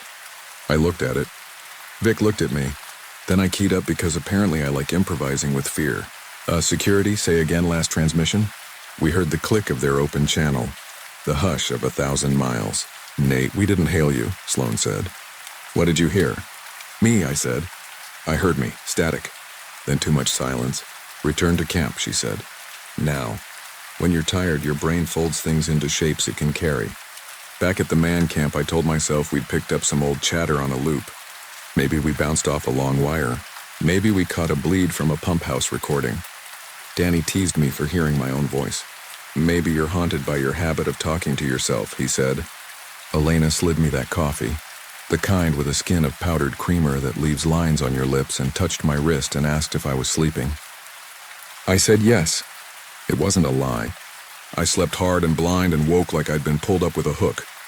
A day later, the pigging crew sent a scraper, a pig, down the line to knock out waxy buildup. You can hear them sometimes if you put your ear near a support and the world is quiet. A dull traveling knock, like someone's knocking to come in and never finding the door. No one is allowed to put their ear against the pipe, obviously. It's hot and unforgiving. But if you stand downwind, you can hear it talk to itself. We stood outside the launcher and watched steam with headlamps. Raj smoked a menthol even though he was quitting. He offered Danny one, and Danny said no, then yes, then laughed at himself for being 23 and scared of stories.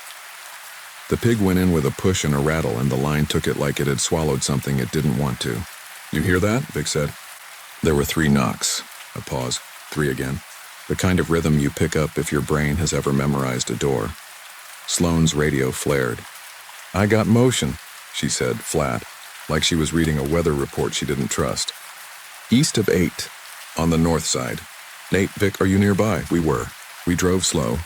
Lights spread wide. A white world tilting in the windshield while the aurora gathered its skirts and thought about being bright. Something moved out on the tundra. Not close, not far, in the way movement lives in your peripheral vision.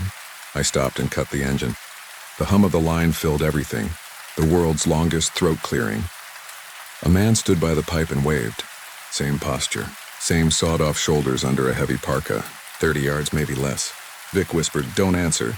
He waved harder. I raised a hand to show I'd seen him because I'm weak in that way. I respond when people ask for help. The figure lowered his hands and held one out to the pipe like it was a friend he wanted to introduce me to. The wind carried a voice that could have been a voice, a murmur. A syllable that might have been my name or might have been the language cold speaks to nerve endings. I put on my gloves.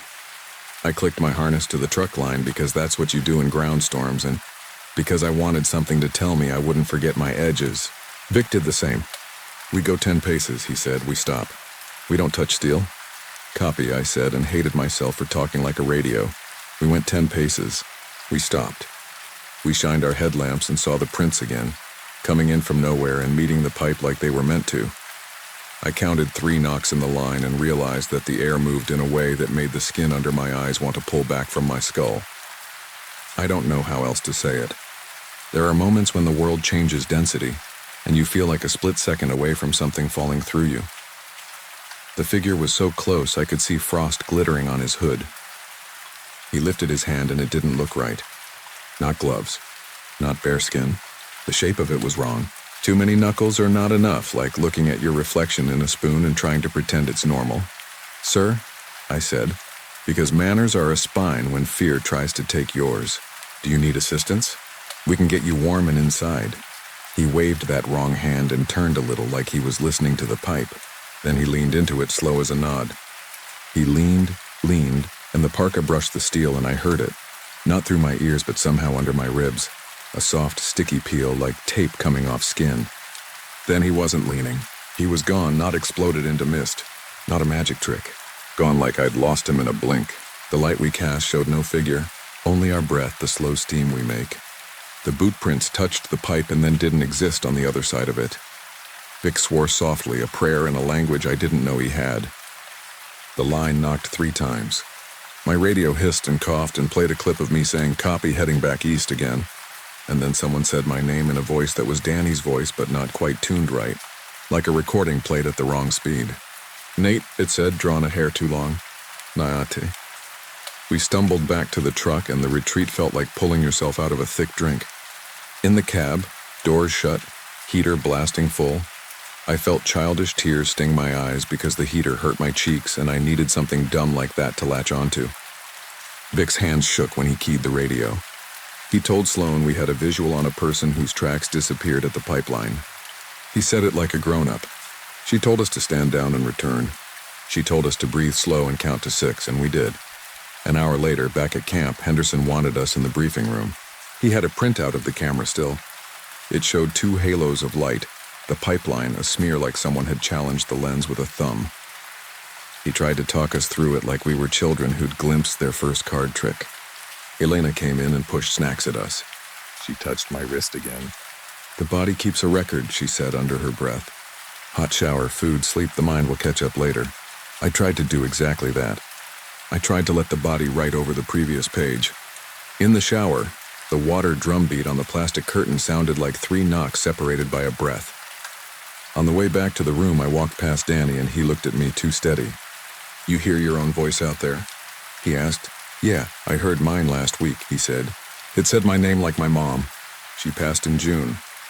It said it like she was upstairs and dinner was ready. I told him not to screw around with me. He walked away and the back of his jacket looked like it belonged to someone shorter. That's not an observation that makes sense. It's what I saw. Up there, scale is unreliable. Distance is a liar. The mind helps it along. We had a storm the next night. Not snow, exactly. More like the air went to war with itself and forgot how to be still. You couldn't see 10 feet except in short, mean bursts. Sloan radioed a general advisory. Stand down unless alarms trip. If they trip, you respond with 2 trucks, tethering, safety lines, the whole kit. We settled into the kind of waiting that makes your guts heavy. An alarm tripped. Differential pressure again. Same stretch, near 8. In the meeting room, the map looked innocent. A line with little squares. In the truck, the map was a guess we drove into the teeth of. Vic drove. I watched what the world decided to show us. A flash of the pipeline, a smash of snow. Our own lights coming back to us from the forks of the fin radiators. When we cut the engine, it didn't feel like the world was quiet. It felt like we'd switched to another world where the rules of sound didn't include us. We tethered to the truck. We counted steps. 5:10, stop. I took the thermal camera out from under my coat and spun it lazy, the way Elena had taught me so I wouldn't get fixated on anything. I got a blob of bright for the pipeline. I got the invisible shoulders of Vic when he turned. And then to the north, a heat signature that was not the line, not a truck, not us. The outline of a person was quick and neat, like a paper cutout pasted to the screen. The person lifted an arm, held it out to the pipeline, and the image bled bright. Too bright, like it had opened and was letting the hot in. Got a live one, I said. 10 o'clock, 20 yards, moving toward the line. We moved. The figure did not move away, it waited. The thermal put a white crown on its head where the hood should have been. I thought of the first-grade cutouts my kid made with round heads and bodies that were cones. The air tasted like pennies. 3 knocks in the line, slow as breaths. I kept the camera on it on him because I needed the comfort of a reading I could name. Even if my brain knew the camera didn't care if it was a man or a mistake. The figure touched the pipeline. The heat flared exactly like you expect if a warm thing touches a warmer thing. The way your handprints fade on a hood you shouldn't have leaned on.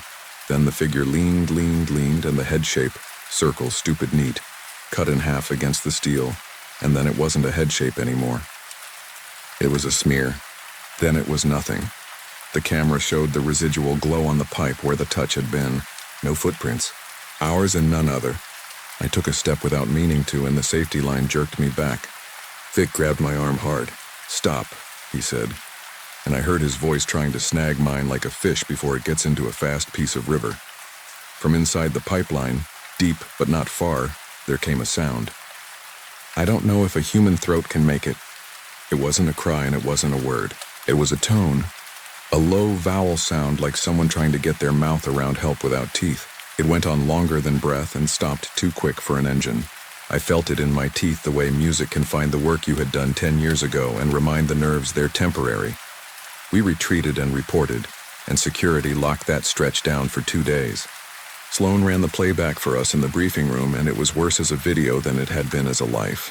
The flare of heat, the disappearance, the smear. Henderson wrote a report that had the word refraction in it 5 times. Elena wrote me a note that said simply, "Tell your body you survived. Sometimes you have to address the machine by name and let it stop shaking." A day later, we found a lunchbox on the dash of our truck when we came out of the trailer. One of those dented steel ones like a tiny coffin.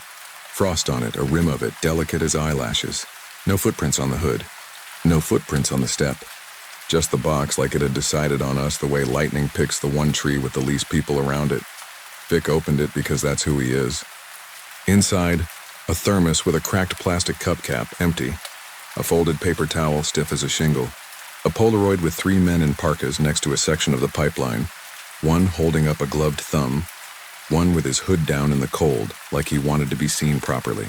On the back, in pencil, in the kind of handwriting men used to practice in school. Henderson plus Vickers, March 79. Vic's last name is Vickers. He didn't need me to read it out loud. He didn't say a word. He put the photo back and shut the lid, and we sat in the truck with the heater up until the windshield fogged and cleared and fogged again. "Family?" I said low. "Not that I know," he said eventually. Henderson, though. That's a name that repeats. We brought it inside, and Henderson, the foreman, took it with a look like someone had swapped the paper in his hands for a fish. He said we shouldn't keep personal effects in fleet vehicles. He said a lot of things he says when the world leans and he tries to push it upright with paragraphs. That night, the box reappeared on our dash. Same frost, same photo. On the back now, someone had written, "You stopped. Good." My last night of that hitch, the sky finally decided to go full theater. The aurora came down like green curtains, and the stars seemed to push back against it, stubborn. We had no calls, no alarms. We sat in the truck with the engine idling low, and the radio behaving like equipment behaves when the cold isn't killing it. Danny knocked on the window and asked if we wanted the good coffee from Elena's stash. We said yes. He jogged toward the trailer, and his shadow paced him, regular and boring, and I felt safer for how dull it looked. He turned back and yelled, "You guys gonna be here in 10? His voice carried weird, like the air put its hand on it and slowed it down. "We're not going anywhere," Vic yelled back. "Don't say that," Danny said. He laughed. "Don't ever say that up here." He disappeared into the light. I watched the pipeline and thought about the way it hums. 1.5 million miles of petroleum talking to itself through metal. A joke, I know. But my brain wanted a number, so it made one. Vic said, "Just in case, don't whistle." "Wasn't going to," I said. And we both smiled because we're not completely eaten by superstition, even though we were, a little. The radio clicked. Sloane's voice, but quiet, like she was talking through gloved hands. "Status check," I keyed. "All good." Another click, a breath. Then my voice said, "Copy, heading back east," and the little hairs at the back of my neck pulled tight. The truck heater coughed. Something tapped the hood. 1, 2, 3, like a polite person at a door who knows you're inside. We didn't look. We didn't move. We waited until Elena came back with coffee and Danny with a slice of pie wrapped in foil. And we let our bodies remember that sugar is a small kind of heat. When I flew out 2 days later, my ears popped on the descent and didn't unpop until Anchorage. In the hotel, the pipes knocked in the bathroom. 3, pause, 3. I laughed at myself in the mirror and sounded like somebody else. At home, my son put a toy car on my stomach and drove it over the hill my bad diet made and told me I smelled like snow.